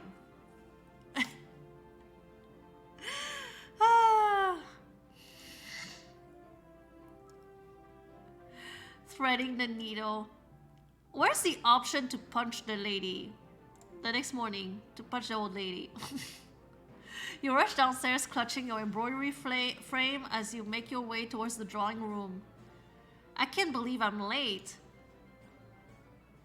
You burst into a parlor with a group of women embroidering. They fall silent as you enter the room. Countess Henrietta looks up from her embroidery hoop and takes in your disheveled appearance, sneering. Lady Sombrina, how nice of you to grace us with your presence at last. Perhaps next time a servant can wake you at an appropriate hour? I know I'm late, but give your opinions to yourself, oh my gosh. And offer my sincerest apologies. I pray you can forgive me just this once. Don't let it happen again. Well, isn't this a splendid meeting? Lady Sombrina, we were just wondering if you'd be too embarrassed to come to our little gathering, but now that you're here, you must join us. You look around the room and smile warmly to the other ladies gathered. It's a pleasure to meet you all. As Miss Sutton mentioned, I'm Lady Sombrina of Edgewater. If I may present Miss Donna Bauman from one of the neighboring estates. Miss Sutton whispers to the woman next to her, loud enough for you to hear. She's the Earl's bastard. Remember? We are going to pretend we didn't hear that. Oh, how delightful you could join us, Lady Sombrina. I've heard so much about you. I'm sure you do. Oh, and over here, Miss Annabelle Parsons and of Hazelvale Manor. Oh, wait. So you're the beauty I met before? Miss Parsons smiles demurely, her cheeks turning a bit red. We need more gay Regency romance. We need more women-loving women on the English countryside. Imagine like women side to side with their little bonnets, just running in the English countryside. Oh, come on now, come on. Was wondering when I would have the chance to properly meet you. I suppose you didn't have to wait long. You sit down next to Miss Parsons and begin delicately weaving your needle through the tapestry. The Countess looks between the two of you. You're familiar with each other. I briefly ran across Lady Sombrina coming from tea with Miss Sutton yesterday. So I did hear voices in the hall. I thought the house was haunted. I even said so to Mr. Marcaster, but he told me it was complete bibble babble. Oh, that reminds me, have you heard? You would simply not believe it if I told you, but the Viscount Westonleigh will be in London this season. But his wife died only a month ago. Indeed, and now he's searching for a fifth wife.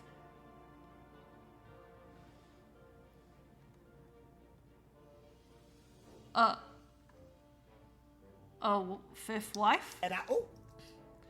Oh, what happened to the other four? How did it go again? Childbirth, consumption, childbirth, carriage crash. No, wait, that can't be right. Perhaps it was... Oh, shit. This guy is unlucky. I don't think I should marry this guy. Even if this guy is rich, I don't think I could marry him. It's like... It seems to me like there's a curse on this household there. As Miss Sutton muses aloud, Miss Parsons speaks in a hushed tone next to you.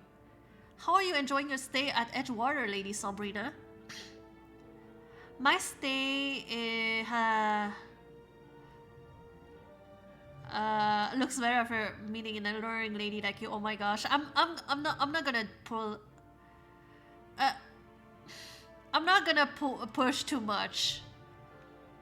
That's not surprising. Your father, at least, has always been very generous to me over the years.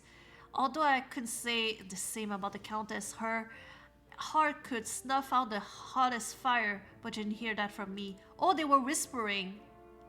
Miss Parsons, if I may ask, I wondered.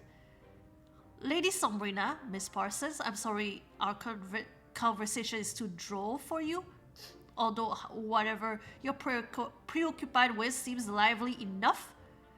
If you're going to whisper, I only ask as you speak loud enough for the rest of us to hear. I'm positive I could add something to the conversation.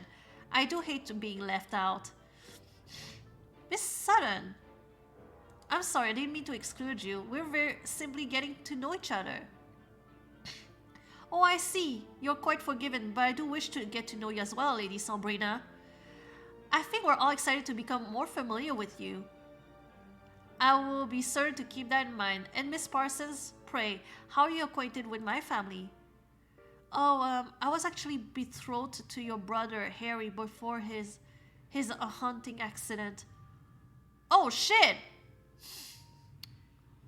Are we about to nail our dead brother's former fiance?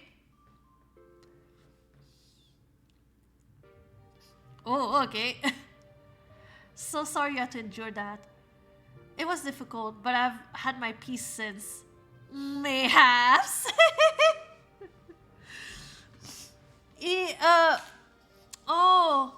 She just lost her fiance and she's very sad. I wonder what could cheer her up.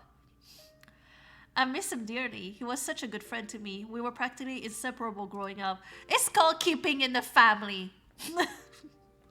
Harry was such a bright star. You would have made a lovely couple have you wed, much like myself and Mr. Marcus, but shorter engagement. She needs a breast to cry on. Oh yeah, I have plenty of non-expensive clothes that you could wipe your tears on. I wish you could have met him, the way Father and you all speak of Harry. But you can't, he's gone, and no one can change what happened. The Countess huffs, stabbing her embroidery forcibly. They're not gonna go the route that she killed the Harry, right? Surely they're not gonna go there. Now let's just change the subjects. I'm grown wary of this conversation. I read about a new novel. I can't recall its name, but it takes place in a village called Highbury. My Lady Sabrina, where on earth did you learn to sew? You did.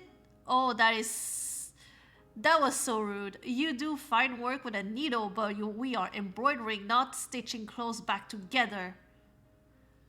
You glance at your side and see the Countess craning her neck to get a better view of your work.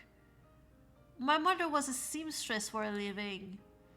Ah yes, how clumsy of me to forget. It's so kind of the Earl of Edgeworth to take in someone so beneath us.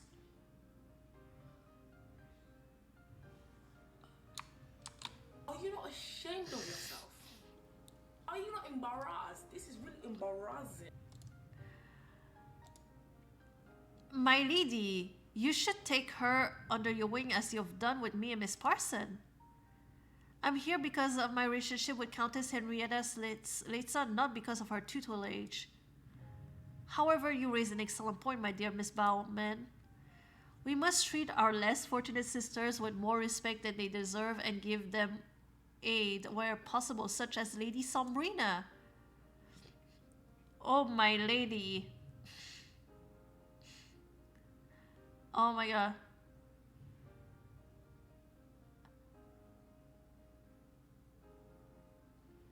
Oh my gosh. Do I oh my gosh, I want to shoot fires. I want to shoot shots fired. I will shot fire. I beg your pardon, Lady Sombrina. While my sewing skills may not be as accomplished as other young ladies yet, I have time to grow at least. I look at is that supposed to be a flower? Whatever the case may be, you have a long way to go. Unfortunately, I doubt the time to refine your craft is there.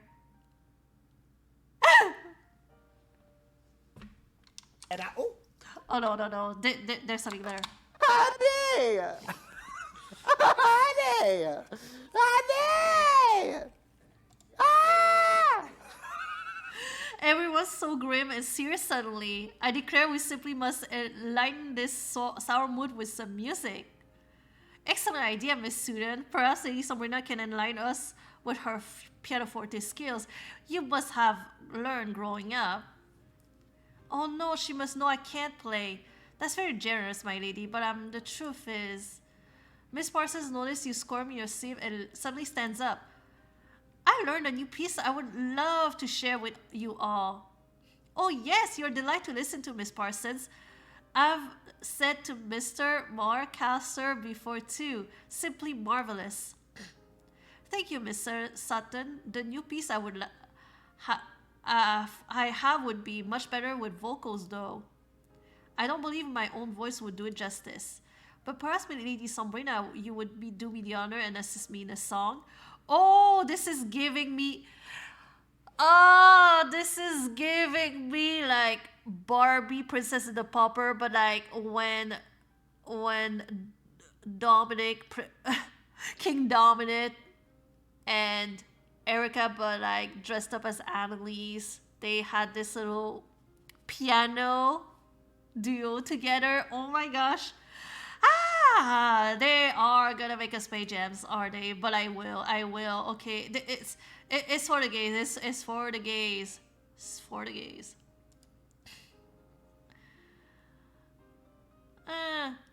Miss Parsons grins from ear to ear and immediately pulls you over to the pianoforte.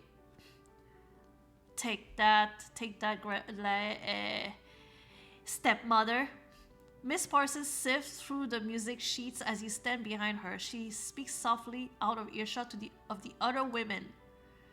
I do hope you're comfortable singing. You look as if you didn't know how to play, and I couldn't let the Countess shame you. Well, you certainly saved me from a world of embarrassment. A duet together is the least I can do. Certainly more fun with you involved as well. Miss Parsons smiles and holds out two different pieces of music side by side. I thought we could perform one of these songs. They're rather popular tunes, but I can't decide. This one is about two secret lovers, while this one is about a naval officer lost at sea. Oh, the two secret lovers. Excellent choice. I adored that tune. I'm ready when you are. The other women turn their gaze towards you across the room. You take a deep breath and nod to Miss Parsons as she begins playing. Across the room, their eyes met and time stood still. How is that? Wait, are we doing a song?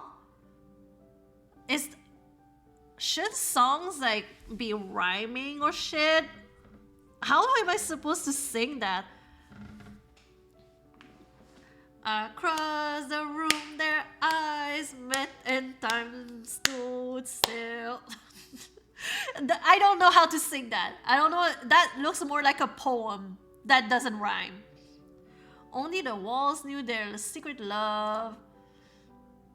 Her heart raced with every step, every breath, every look towards him. But they knew their love could not hide forever. Miss Parsons smiles as she harmonizes with you. Your hand brushes against her shoulder. I should rest my hand on Miss Parsons' shoulder. Seek. You rest your hand gently on her shoulder. She looks up at you and smiles coyly. Ew! Hell yeah! You lean in closer as you continue singing. Her betrothed caught their fleeting glances as they danced. But before he could lock her away, she escaped with her lover. This is so bad. In the pale moonlight, waning in the cover of darkness, they fled the city together, choosing each other forever and ever. Miss the song slaps. I know. Okay. Yes, I will be calling my agent. We're releasing the song on Spotify, so be on the lookout for a new song on Spotify. Making your ringtone. Stick. Miss Forces plays the final notes on the pianoforte. Thank you. Thank you. Oh, Miss Sutton and Miss Bauman clap enthusiastically while Countess Henrietta slow claps. I could swear your voice is almost as good as Miss Holloway's, and to think she practiced with a tutor. Almost, it far surpasses her from last I recall. I'm glad you both enjoyed it. I believe I gained my mother's natural talent. It was passable. I can say I'm surprised you can sing, given your mother's profession.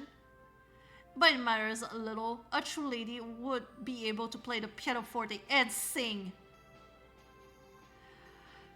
Miss Parsons, take your hand and speak softly to you. Don't pay her any attention. You were brilliant, Lady Sombrina.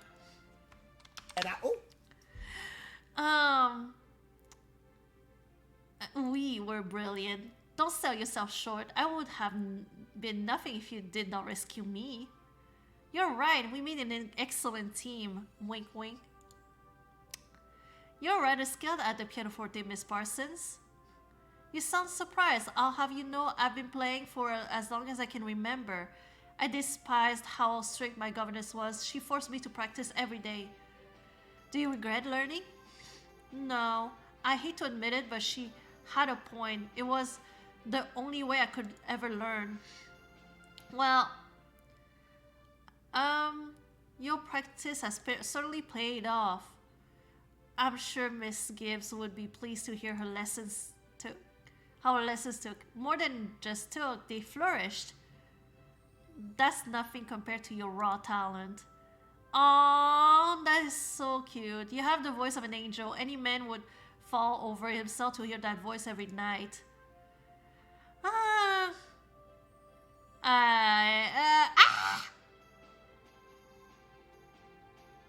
I hope you would as well. Most certainly, after that performance, I know I could never tire of your voice for all eternity. Across the room, Countess Henrietta calls out to you.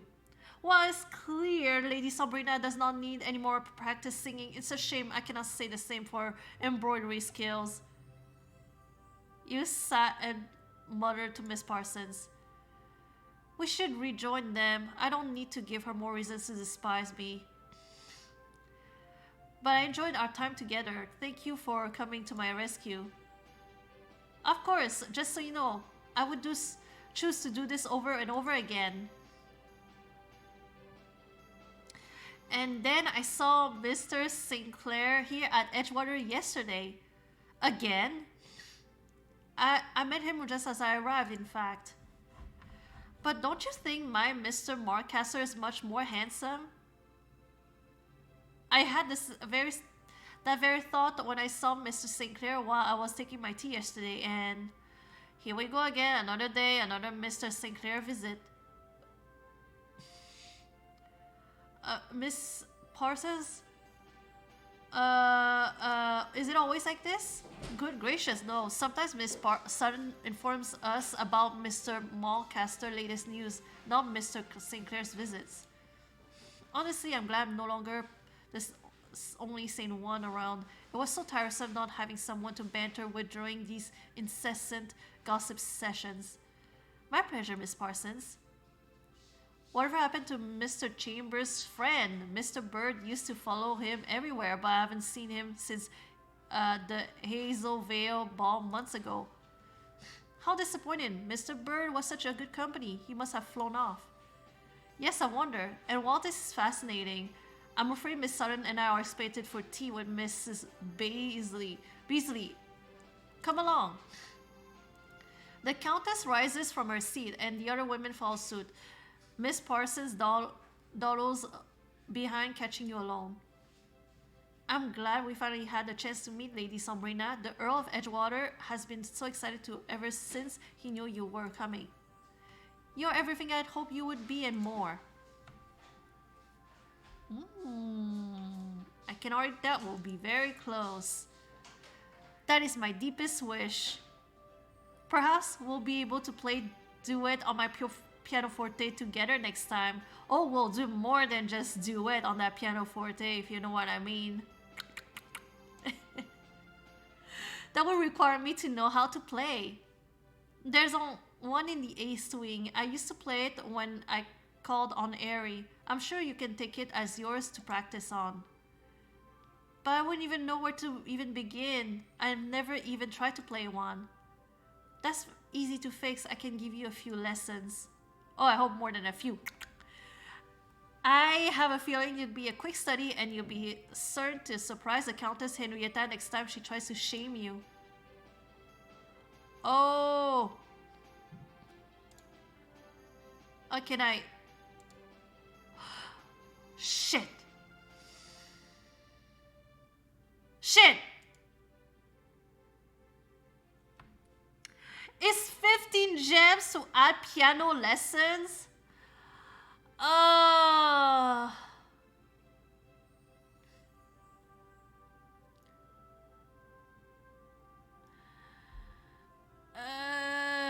Okay, fine. Realistic, that can break a relationship, right? Honestly though, honestly, anything to spend more time with my potential bae. I would be indebted to you forever if you taught me how to play. Consider it my way of showing your gratitude for keeping me company in sewing circle. At least it's only 15. It's only 15. It's not so bad. You follow Miss Parsons to the piano and sit beside her.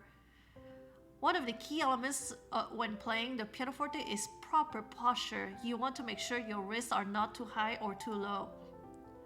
You place your hands on the keys, mimicking Miss Parsons. Like this? Yes, that's perfect. The scale on the piano goes as such. This is C, D, E. Over the next several hours, Miss Parsons continues teaching you the basics. I think I'm beginning to get it. You're natural. Thomas, hi! Sugar, we're glad you're here. How you doing? Welcome.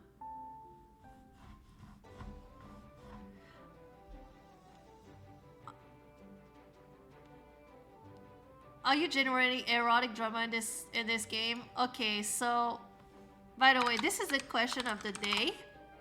If you want to answer, honestly, I was planning on playing the Too Hot to Handle game, this stream.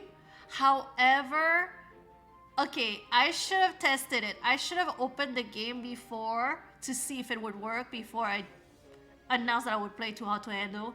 But I tried, and since the game is linked to Netflix, I needed a Netflix account to play it, which is bullshit. And I'm using an emulator, so it's like like I couldn't install Netflix on this emulator, so they couldn't detect Netflix. So they were like, oh, error, cannot compute error. So yeah, I'm playing this Regency Romance app game. So it's not steamy. It's not steamy, it's more romance.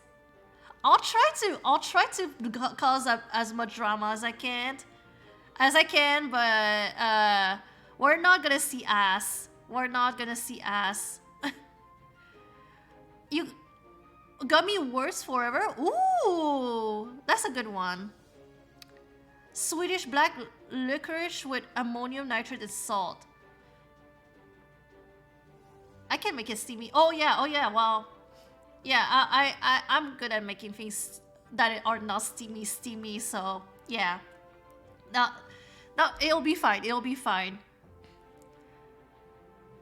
Yeah, okay, so because Too Hot to Handle is a Netflix show, and they are starting to make games games, mobile games as well, based on their TV shows, but they still want you to have Netflix.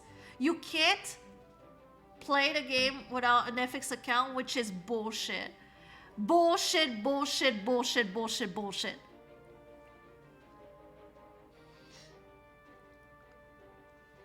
If they're gonna do that, at least make it so I can play this on my PC, you know? Like, don't just make it a phone thing.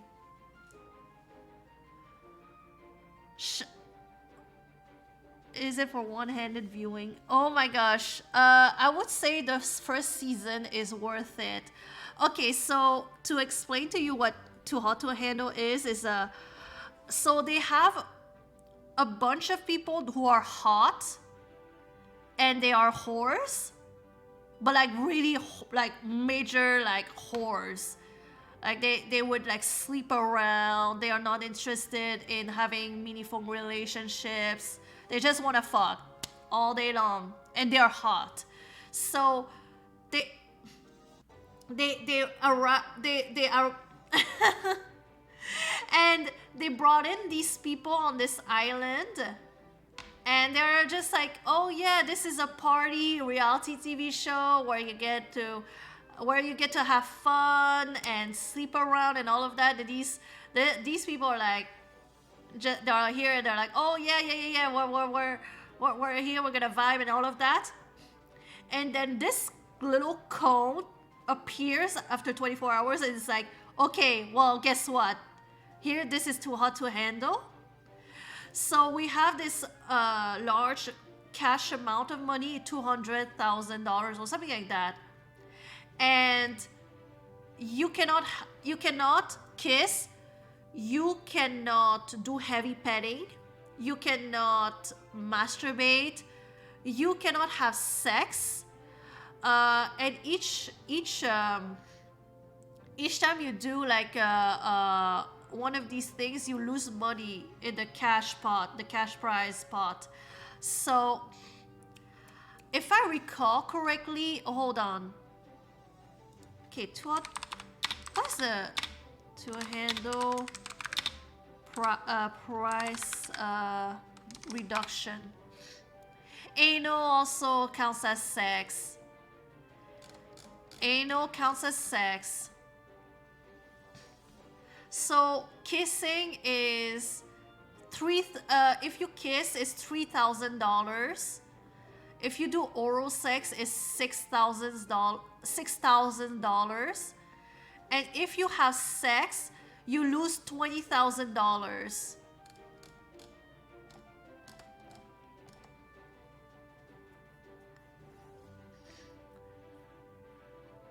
What? How? Wait. Anal does not count as sex? Ooh, what makes you say that? Also, hold on. I'll be right back. Hold on a sec.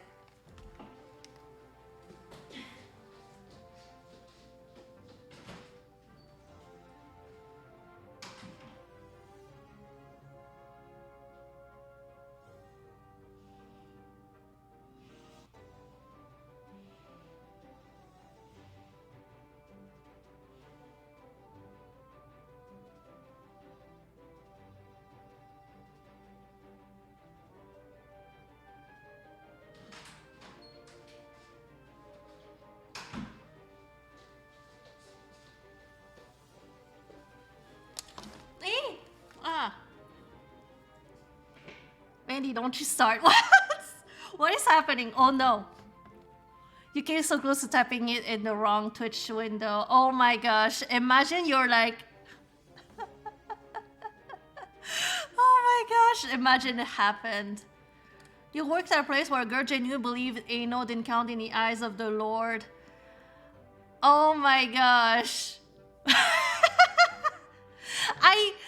You know what? I've been surrounded by religious people back in the days. And you know what? I've encountered people like that. Oh no, like anal, it totally doesn't count. Like I'm a virgin, but I'm not butt virgin. That was so funny. 20,000 USD for sex. Similar price you ended up paying for your ex-wife. Wait, hold on. Your ex-wife only cost you 20,000? Thomas, you're cheap. You're cheap. Oh, I'm not even married to my current boyfriend. I'm pretty sure I spent more than 20,000 of his hard-earned cash.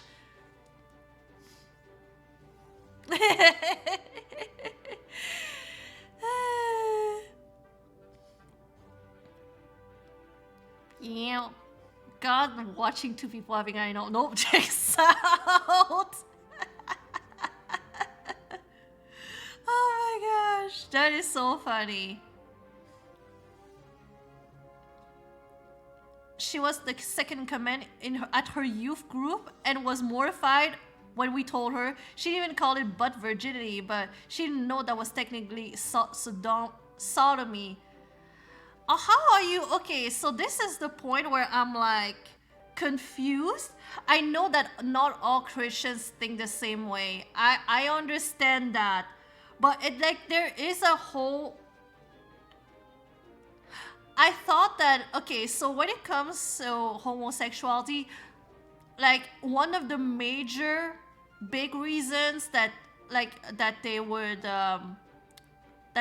like use that, oh yeah, homosexuality is a sin, is the whole sodomy thing. It's so, how is it that they're gonna be sitting here and saying, oh, anal doesn't count as sex, but they're gonna be like crucifying homosexuals for like having anal sex? I don't understand. Like, what is it? What is it? The truth? What is it? What is it? What is it? It doesn't compute. It doesn't compute. There are people who think soaking doesn't violate chastity rules. Not the soaking. Oh my gosh. Not the soaking. Okay, I've known some people who soaked. Don't want to make them feel bad about it, but fun time. You had to host a birthday party right after that. Oh my gosh. Y'all, yeah, like what here in the United States, what when it comes to purity culture, when it comes to our history, when it comes to... Oh, did I say our? I'm not even American. What am I talking about? When it comes to American North Americans, our relationship with sex and everything, it's kind of it's not as liberating as maybe in Europe or stuff like that. It's just... Purity culture is wild as fuck. And still going to this day. Still going to this day. Didn't God destroy a whole town due to sodomy? The fact that she didn't even know what sodomy was.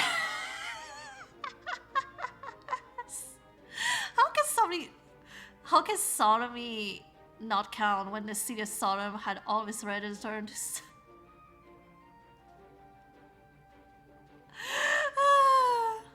Richard said sodomy was only via coercion or homosexual relationships, when it just means oral and anal of any kind. Yeah.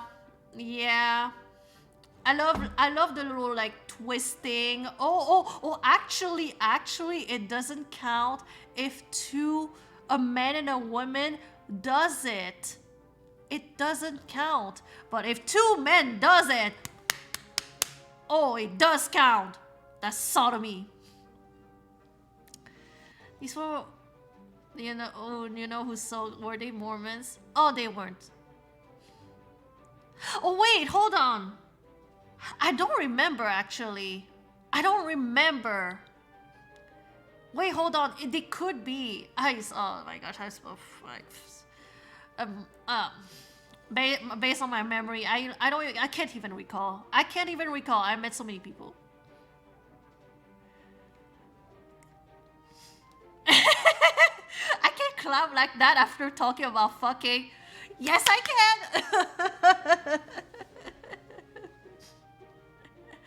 Ah, that is.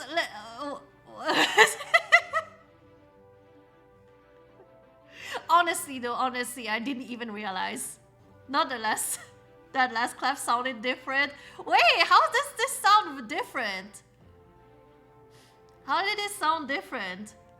Okay, no, next time instead of clapping my hands, I'm gonna clap my butt cheeks. Maybe that's what you meant by that. Maybe that's what you want. But yeah, that's too hard to handle. Yeah, well, you go on this island and you cannot fuck. Honestly, I don't think I could even do it. For most people, they would be able to like endure a few weeks, no sex and everything. I don't think I could. I'm too much of a whore. I'm sorry. You cannot be inviting me on Too Hot to Handle. Like if you want money, do not invite me on. You would literally have to chain me to a palm tree in order to stop me. Drop it into the palm sounded so much more aggressive than it needed to. If you can develop enough muscle to to clap your butt cheeks on command, you would love that. Oh my gosh, honestly, Thomas, if you can manage to work those muscles to clap your butt cheeks, you need. Honestly though, I want to see that. You need to make a TikTok. You need to make a TikTok. I believe in you, Thomas. I believe in you. I'm proud that you are starting your workout journey. To become stronger and everything. Like that's I'm really proud of you. I started, but then my work schedule just is way too hectic. It's only gonna stabilize in February, so hopefully I will be able to work out a better schedule for me to go to the gym. But January has just been so hard, and also there's so much snow outside. You will make all the socials clap with Thomas. Thomas got the claps. I will totally follow. Oh yeah, Candy as well. Candy.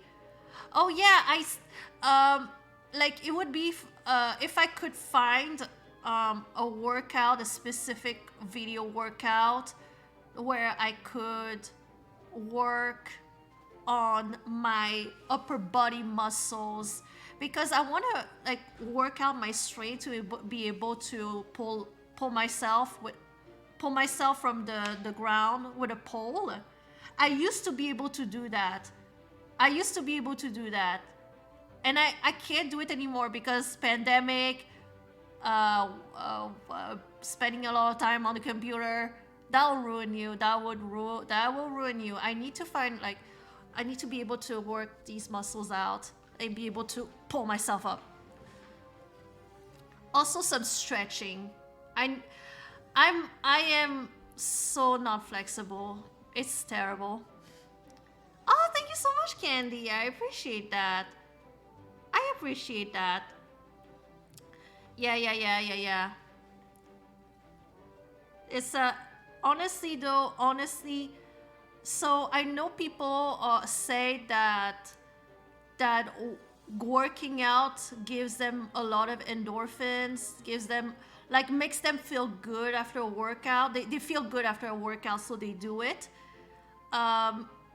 but me personally, also my boyfriend also, he feels like shit after a workout, which is, it's really sad.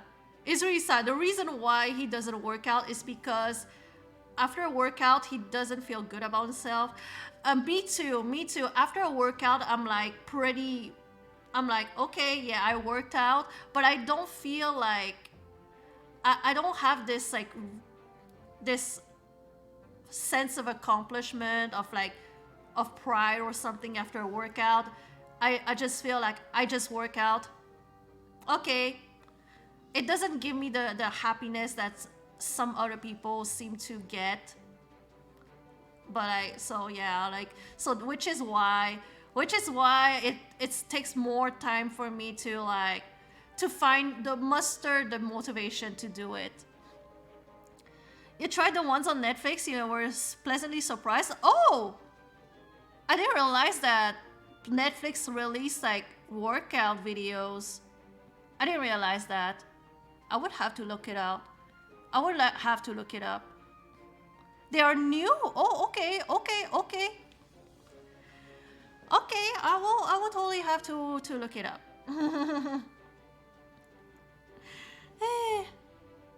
Oh yeah, we were playing a game.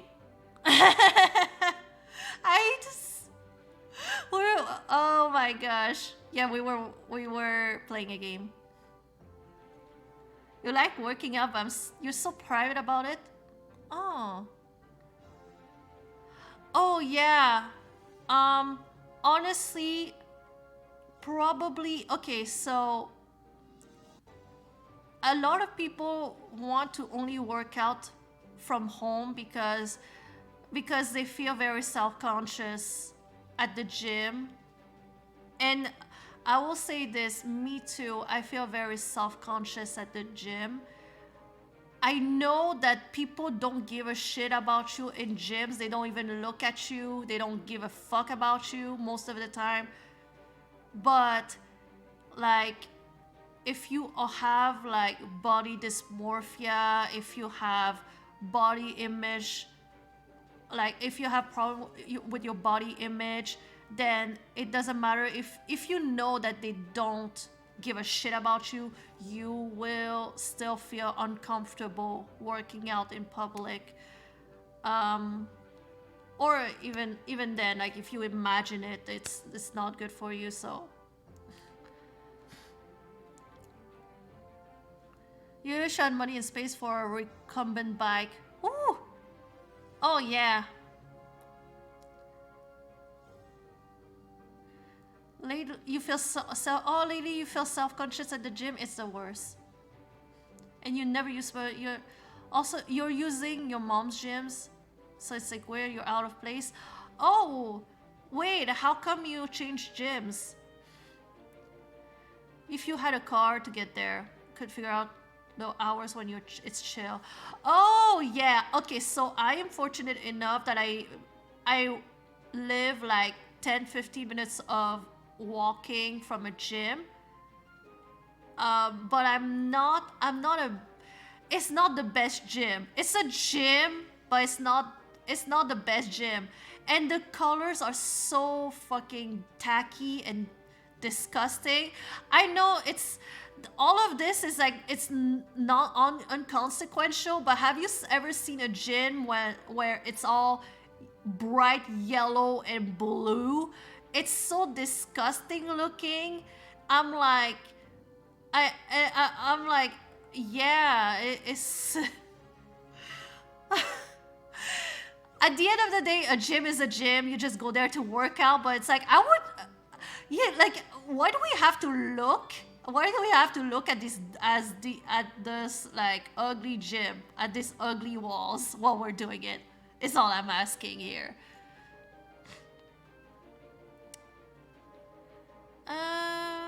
Staying at your mom's till your house is fixed. Oh yeah, okay. Okay, cool. Her gym is closer. Yeah. But do you work out like next at the same time as your mom? I would never do that. I could never. One time I went to go work out with my aunt and my uncle, and I was so uncomfortable. I was so uncomfortable. I was like, oh my gosh, get me out of here. Get me out of here. You have one more saving goal. Do I have it? Do I have any suggestions? I was gonna ask you that. Please tell me how to save money. How do I save money?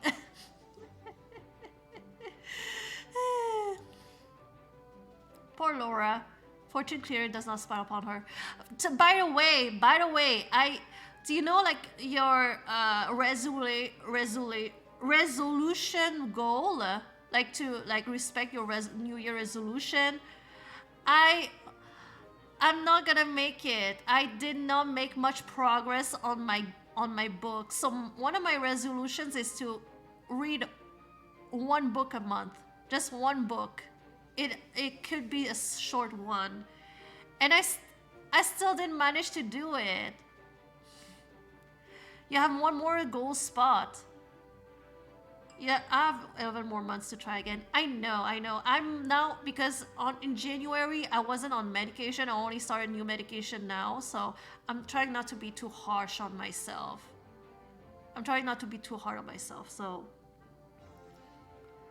So yeah. Oh my gosh, did he just mention self-control? It's like he knew. This is all about self-control. I see so many people around my age that already live in their own apartments. They have it's kind of spacious apartments, and they seem to have their shit together, and I'm over here and I'm like, I need more self-control.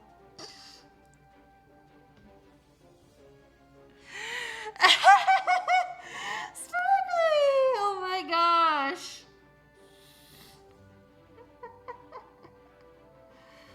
Sparkly! Oh my gosh. We're still recovering from that. Drinking game, not gonna lie. We're still recovering from it.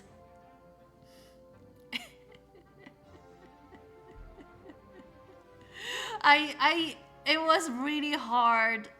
It was really hard looking at that VOD. It was so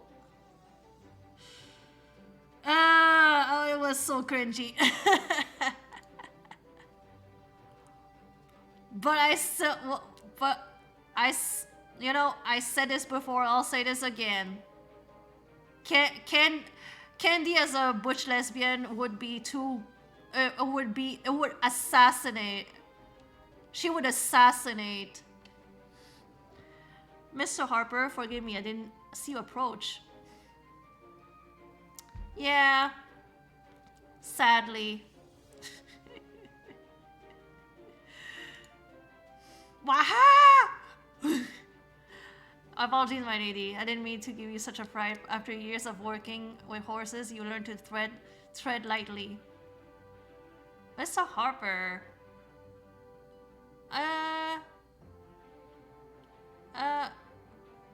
It's alright, I'll manage. I might just take a few restarts of my poor heart first. I'll be sure not to disturb young ladies engrossed in novels in the future. Did that not occur to you previously? I must admit, I've not come across similar situations before. Countess Henrietta is not one to walk about the lawns and read. Maybe she should. She might not be so cross then. But then again, that would mean I would see her out here. You could always pop by the stables again in the case. I wouldn't mind the company. When are we gonna have dirty sex in the stables? When is it gonna happen?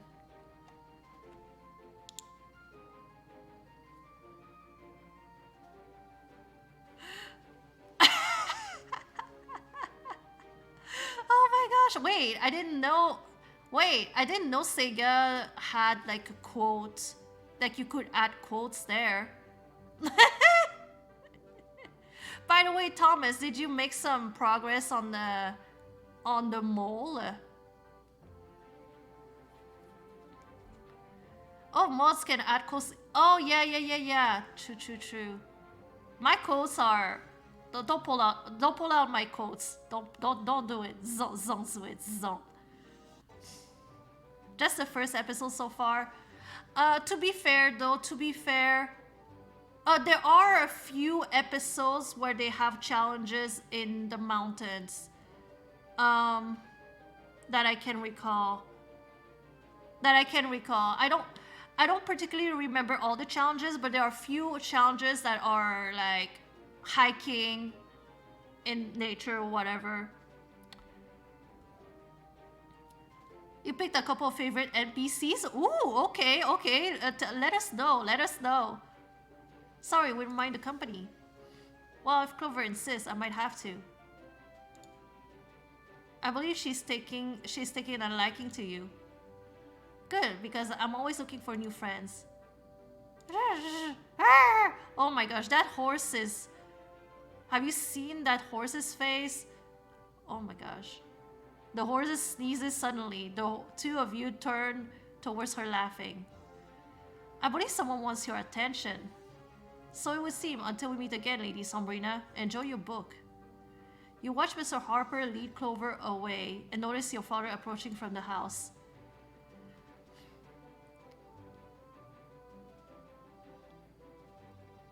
Oh shit! We have tea about Avery. We have tea about Avery. So okay, so the long the long blonde hair big guy is so damn serious. To be fair, everybody's serious, but this guy especially is so damn serious. The gamer woman, she plays Call of Duty on Twitch, which is insane. I thought she would be a more like Among Us person, because she's very good at this. I don't want to spoil, but I totally thought that she would be one of these streamers who plays a lot of Among Us, but it turns out that she's Call of Duty. She's also one of these... She's very successful on Twitch, and she sells those like courses. I think it was Sparkly who taught me that. I didn't realize that before, but she was selling those courses on how to be successful on Twitch. What is it called?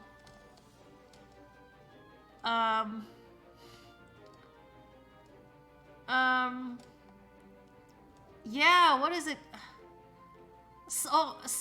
Yeah, she was selling classes like big, it was like big amounts of money, and it's like, oh, how to be successful on this and that platform, like, and those are known to be scams. You can't stay in Avery, that's you. No, #1 hater. Oh my gosh.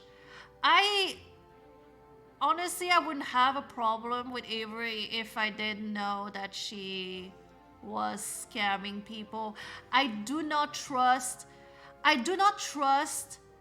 like streamers who sell master classes for like on how to be successful on this and this platform, everything, for this big amount of money. I don't like it. Most of the time they end up being scams.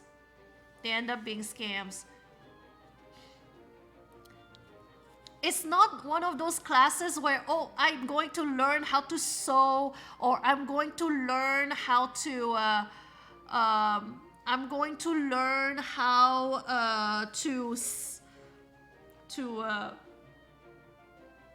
I don't know, manage finances, whatever this is. Those are master classes. It's like, oh, here's stuff that you can do to improve your streams. Bitch, all of those stuff all those resources are already available. regurgitating stuff that you can find for free online and passing it as your own. And it doesn't even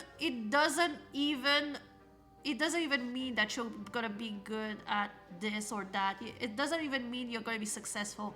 They're promising successful career on Twitch. Don't buy it. Don't buy it. You want to see the guy fail and the gamer woman succeed? Honest, I'm not gonna say anything. You're gonna have to continue watching.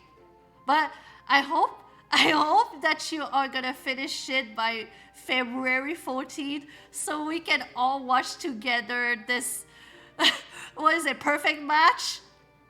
Perfect match? Oh, don't get me started. Don't get me started on perfect match.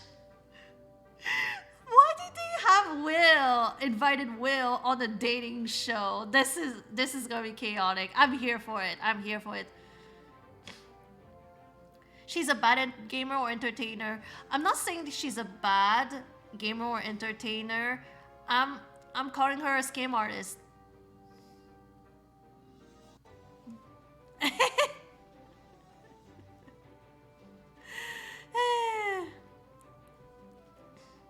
Miss Lady said you took a turn about the estate to read. May I interrupt for a brief moment? You never heard of them? Good, Candy. Good. Keep it that way. As if you need to ask, Father. You smile and take hold of your father's arm as the two of you stroll across the lawn. You seem to be getting along with Mr. Harper earlier. Oh! Urquhart is mid at best. Oh! So you watched? I've never watched an Avery stream, so I couldn't comment on that. Like, I've never watched her stream ever. I just found her on TikTok. But she doesn't post much of her clips on TikTok. It's more like, you know, her talking about stuff. He's very friendly. I'm glad to have gained this acquaintance. Good to hear. He's been our master of horse for over a year now, yet I can barely recall what it was like before we took him on. The two of you come to a stop outside of the front door. The Earl takes your hand and looks at you intently, taking a deep breath. Aggressive? Sometimes and silent other times. Oh, like she's silent while playing?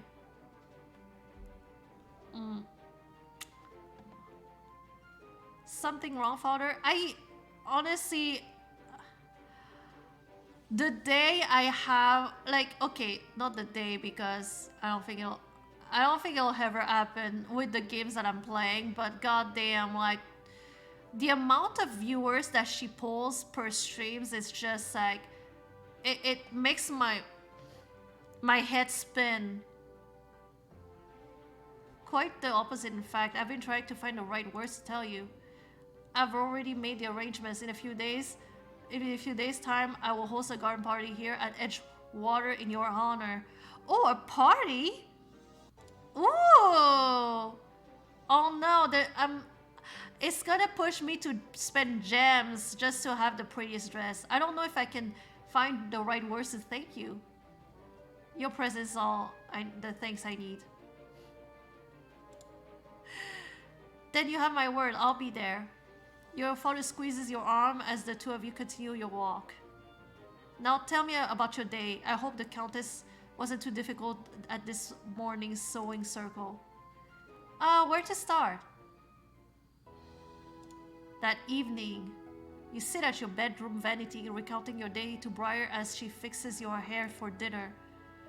Riddle me this, why do nobles feel that they must get together and sit around to sew? I mean, do they even create anything useful? I'm working on a tapestry and Miss Bauman was working on a pillowcase. Well, if you ask me, I think your time would be better served at creating bonnets or baskets. At least then you'd be able to show your talent to everyone. Perhaps I'll work on a small handbag next, just for you. Miss Parsons was working on one herself this afternoon. Oh, tell me about Miss Parsons. I haven't met her yet. She was a breath of fresh air compared to the rest of the ladies. In fact, Miss Parsons taught me how to play the pianoforte. You, the pianoforte? What are these nobles turning you into? An accomplished lady. Just don't forget where your roots are. And leave you behind? Perish a thought. I'm simply happy to be able to hold my own against the other women. Well, Miss Parsons sounds like a delight. I hope to meet her soon. Just then, you hear a knock at the door, and the Dowager Countess enters. Briar softly whispers, "I'll give you two some privacy." Briar curtsies to you and your grandmother before shuffling out. The Dowager Countess sits on the edge of the bed. Lady Grandmother? What honor do I have to thank for this visit? I have the most splendid news.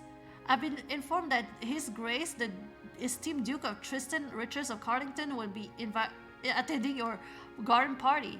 Duke Richards? Should I have heard of him? My dear Sombrina, he's wealthy, influential, handsome, and a very smart match as one of the most eligible bachelors in all of England. You said this before about the other random guy.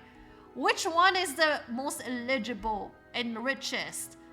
You keep saying that about all the men. Sounds promising. I haven't met him, but consider me intrigued. Perfect. I knew you'd be amenable to meeting him. I've always found the Duke an agreeable gentleman. Oh, so okay, the guy at the beginning is the Darcy type. But, I'm gonna say something controversial, Candy. I'm gonna say something controversial. Okay. The guy who played Darcy in the movie with Keira Knightley is...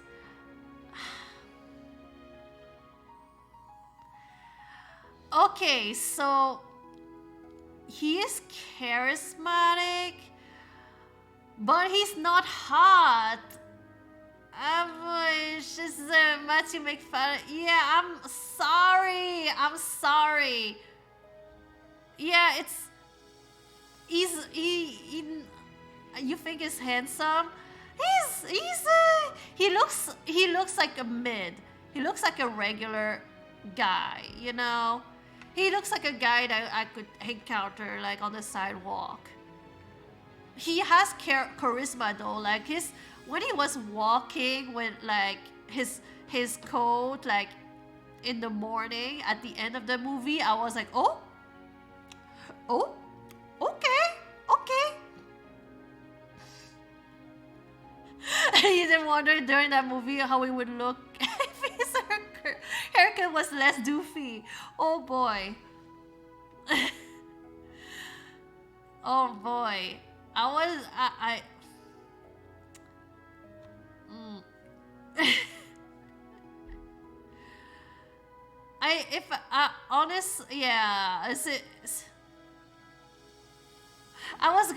wasn't gonna say it like that, but now that you say it.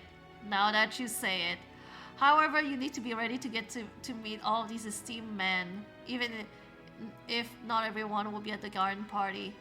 I know you're acquainted with Mr. St. Clair, but there's the Duke, the Viscount Westonleigh, and so many more. Oh my gosh, can we have an orgy? How exactly must I prepare myself? You must master the art of flirtation, Sombrina. Oh, I can do that, and a fan can be your best weapon. Oh, I can do that. A fan? A true lady knows how to communicate volumes with a simple flick of her wrist. Show the suitor you're interested, or that he doesn't stand a chance. I can teach you the secret art and inform you all about the men you will soon encounter. We can start practicing right now if you'd like. Oh shit!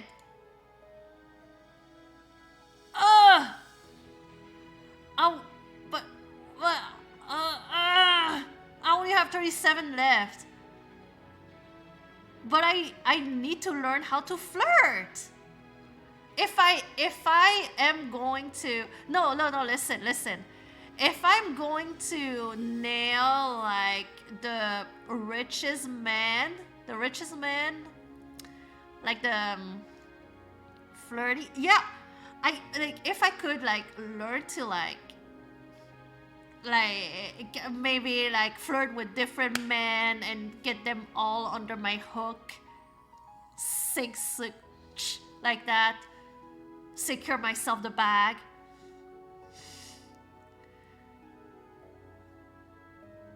Oh, you do taking notes? No. Like I'm okay with you backseating this one. Brilliant. Now where to begin? Digs through your vanity drawer and pulls out a fan. Oh, I have a fan. Okay, I'm ready. You winged it and you regret it? Oh, I should probably then. I don't know if I will play more of this game though after a while. Let me see if I have. Oh shit! Where is my block note? Shit. Oh, I did a bit of a. Oh god. Okay, hold on. I can't seem to find.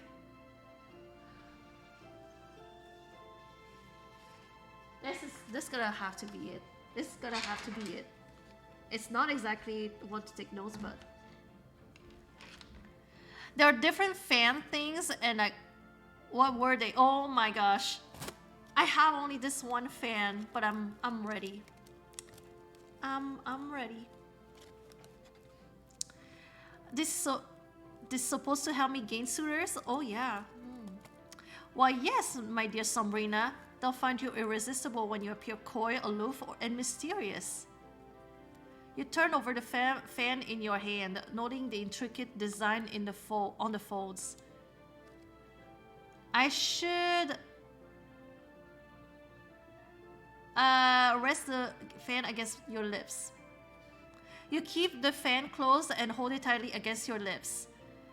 You're saying this has a secret meaning attached to it?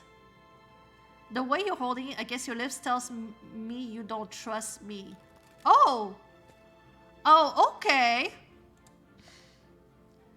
But people actually pay attention to this?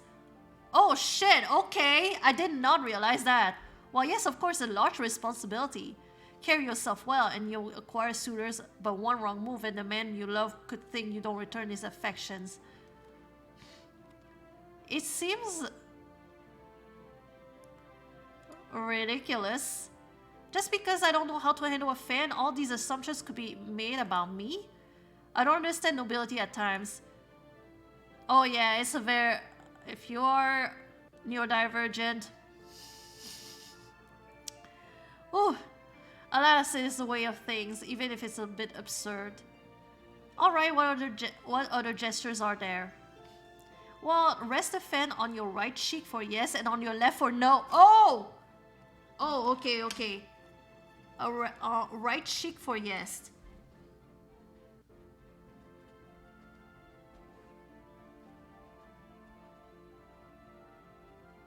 For yes. For left cheek. No. Oh, okay. I can see why I need to take notes. Because, goddamn. Hold it open in your left hand to say you desire an acquaintance and over your heart when he's captured your love. What? Hold on. Open in your left. Desire an acquaintance.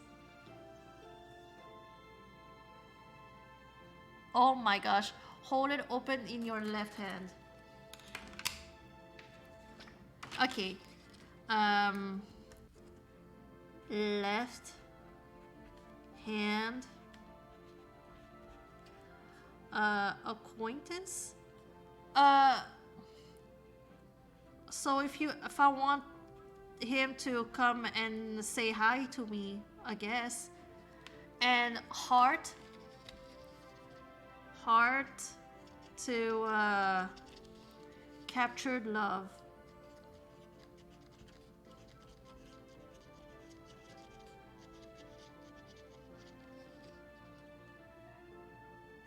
You're watching the mole now. The firefighter dude from a small town might be a good guy too.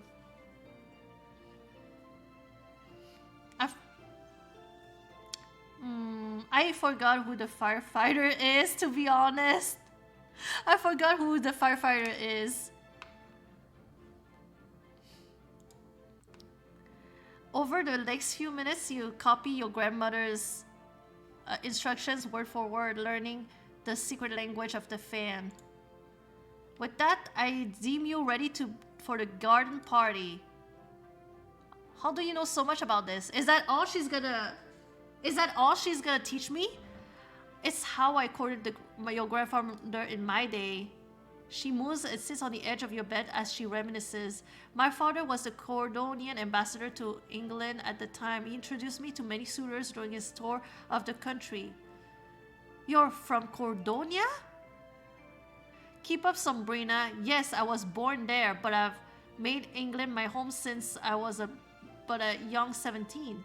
I met your grandfather then. We were a perfect match almost instantly. He understood my meaning when I held my fan to my heart. If I recall that means he's won your love. Very good, my dear. It's good to see these lessons are not wasted. I'm pleased you think so. Anyway, your grandfather and I were married soon after we met, and I suspect you two will be whisked away by your very own suitor within the year. Within the year? Yes, the garden party will only be the start. You've already met Mr. Sinclair, but you'll meet the Duke Richards and sometimes some other bachelors. I'm curious about these different suitors. Can you tell me more about Duke Richards? Where do I start? The Richards family has held the Duke of Carlington title for centuries. They own a beautiful country estate and one of the largest townhouses in London. That's all good, but I want to know about Duke Richards himself. Well, he's a proud man, but highly eligible. You would do well to marry him and become a duchess. Me, a duchess? I enjoy the sound of that. He ranks higher than father, even. Exactly, you would be moving up in the world and putting Edgewater in more connected position. Just wait until you meet Duke Richards at the party. You'll see exactly what I mean. What about Mr. Sinclair? I've gathered that he keeps to himself, but there must be more to him.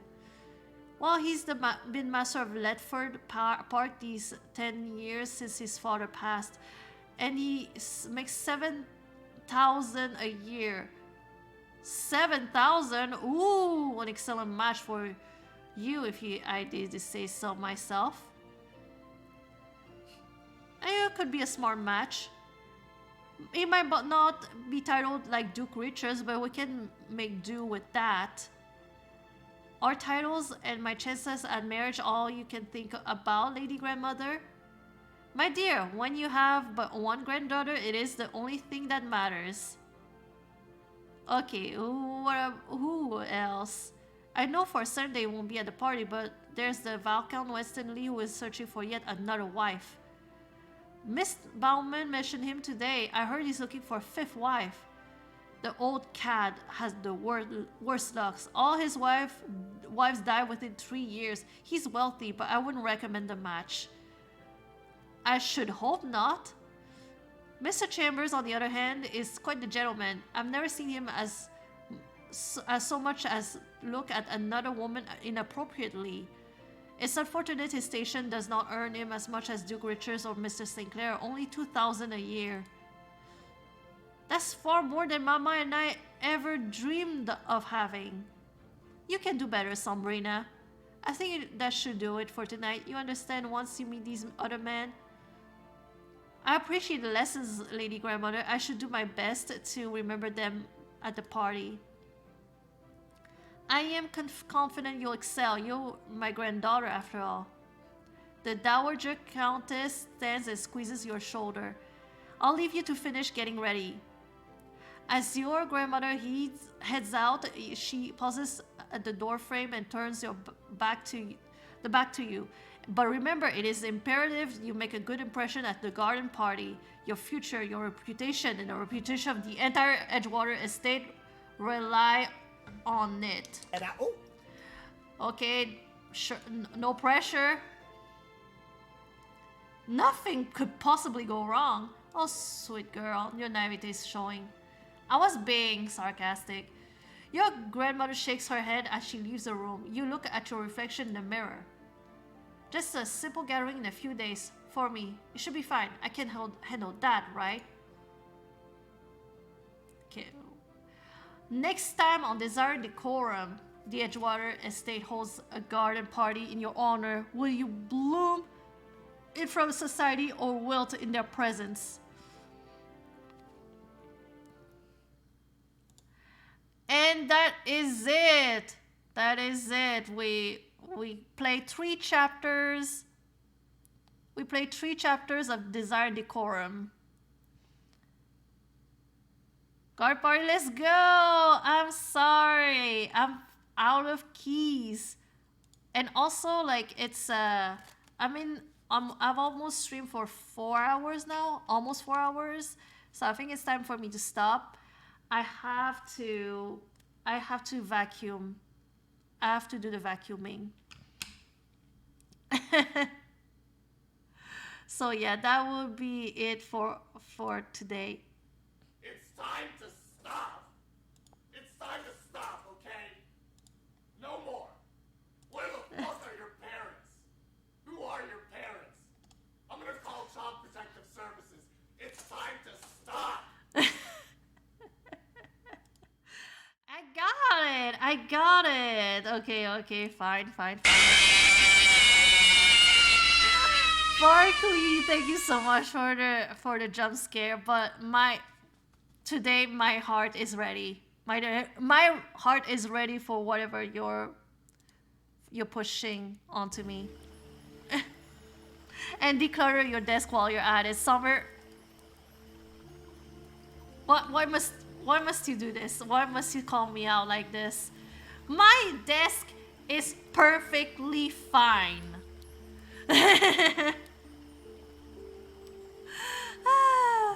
Yeah, honestly, this was really fun.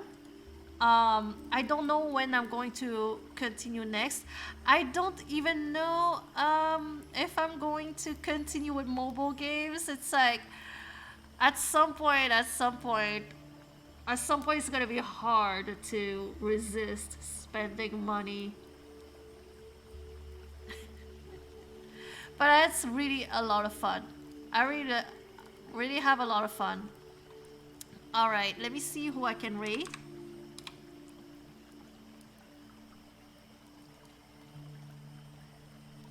I should do some Puzzle Agent. I saw that you streamed Puzzle Agent yesterday. Like, did you have the same issues or it fixed itself? That was kind of weird. I didn't know. I didn't think that it would be the game.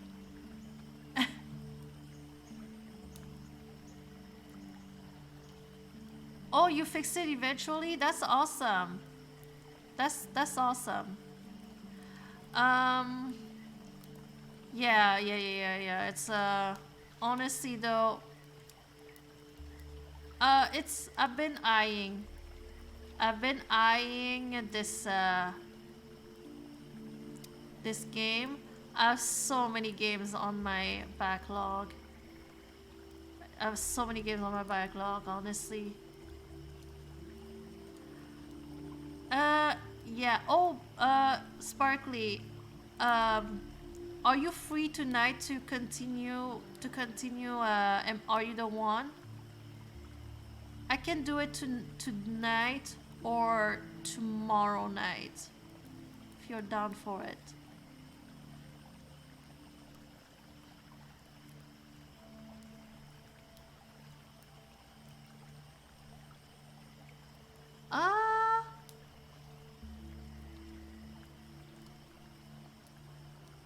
You're free for about two-ish hours for tonight? Oh, like when? Like after dinner or like now or let me see, let me see. Oh god, Huh. Sorry, I'm looking it for who I could raid. Who I could raid.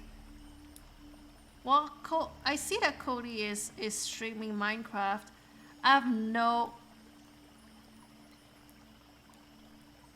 You can do 7:30-ish. Oh, nice, nice, nice. I'm also supposed to. We're supposed to have. What is it called? What's it called in English? The mule. Yeah. What is it called? Mussels. We're supposed to have like, we're supposed to eat mussels tonight. I probably have to eat with the family, and I don't know when they eat. I'll keep you posted. If we can't do it tonight, we can do it tomorrow.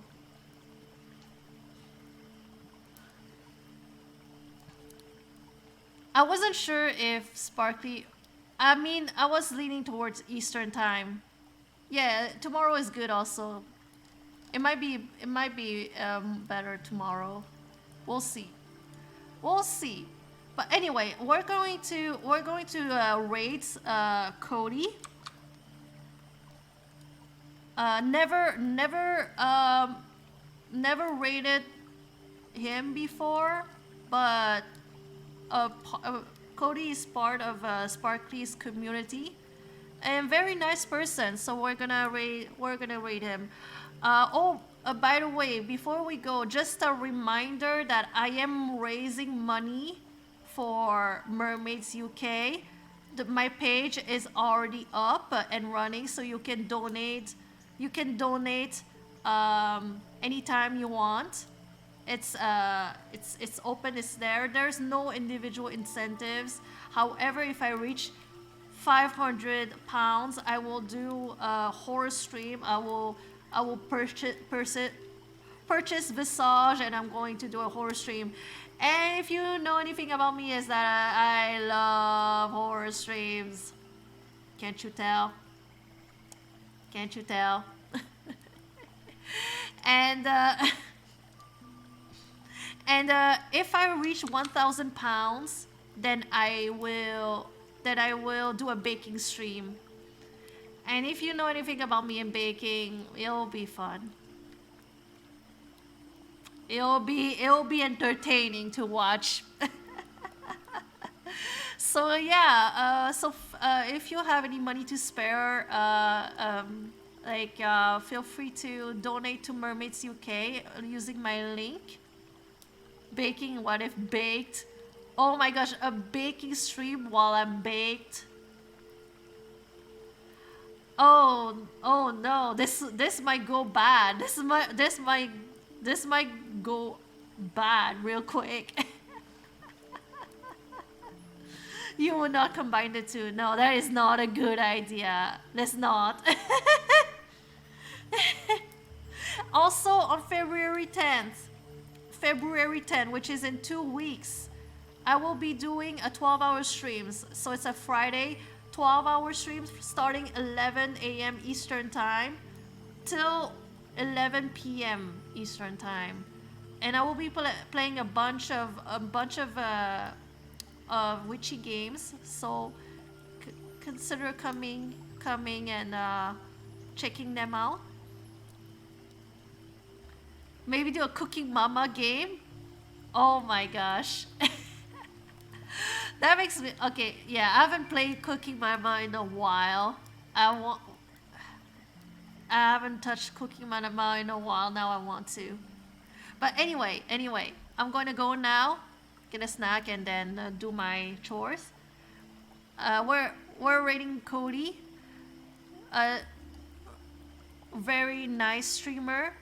Transgender. Really awesome content. So make sure to you know, check them out, give it and give them a follow. I had up there some raid messages. The first one for the sub, the second one for the non-subs. Anyway, thank you so much everybody for joining me. I will be streaming on Tuesday evening, starting 7:30 p.m. Eastern Time. We'll continue the vanishing of Ethan Carter, and after that, we'll see. We'll see. Anyway, bye y'all. Thank you so much for coming. Bye.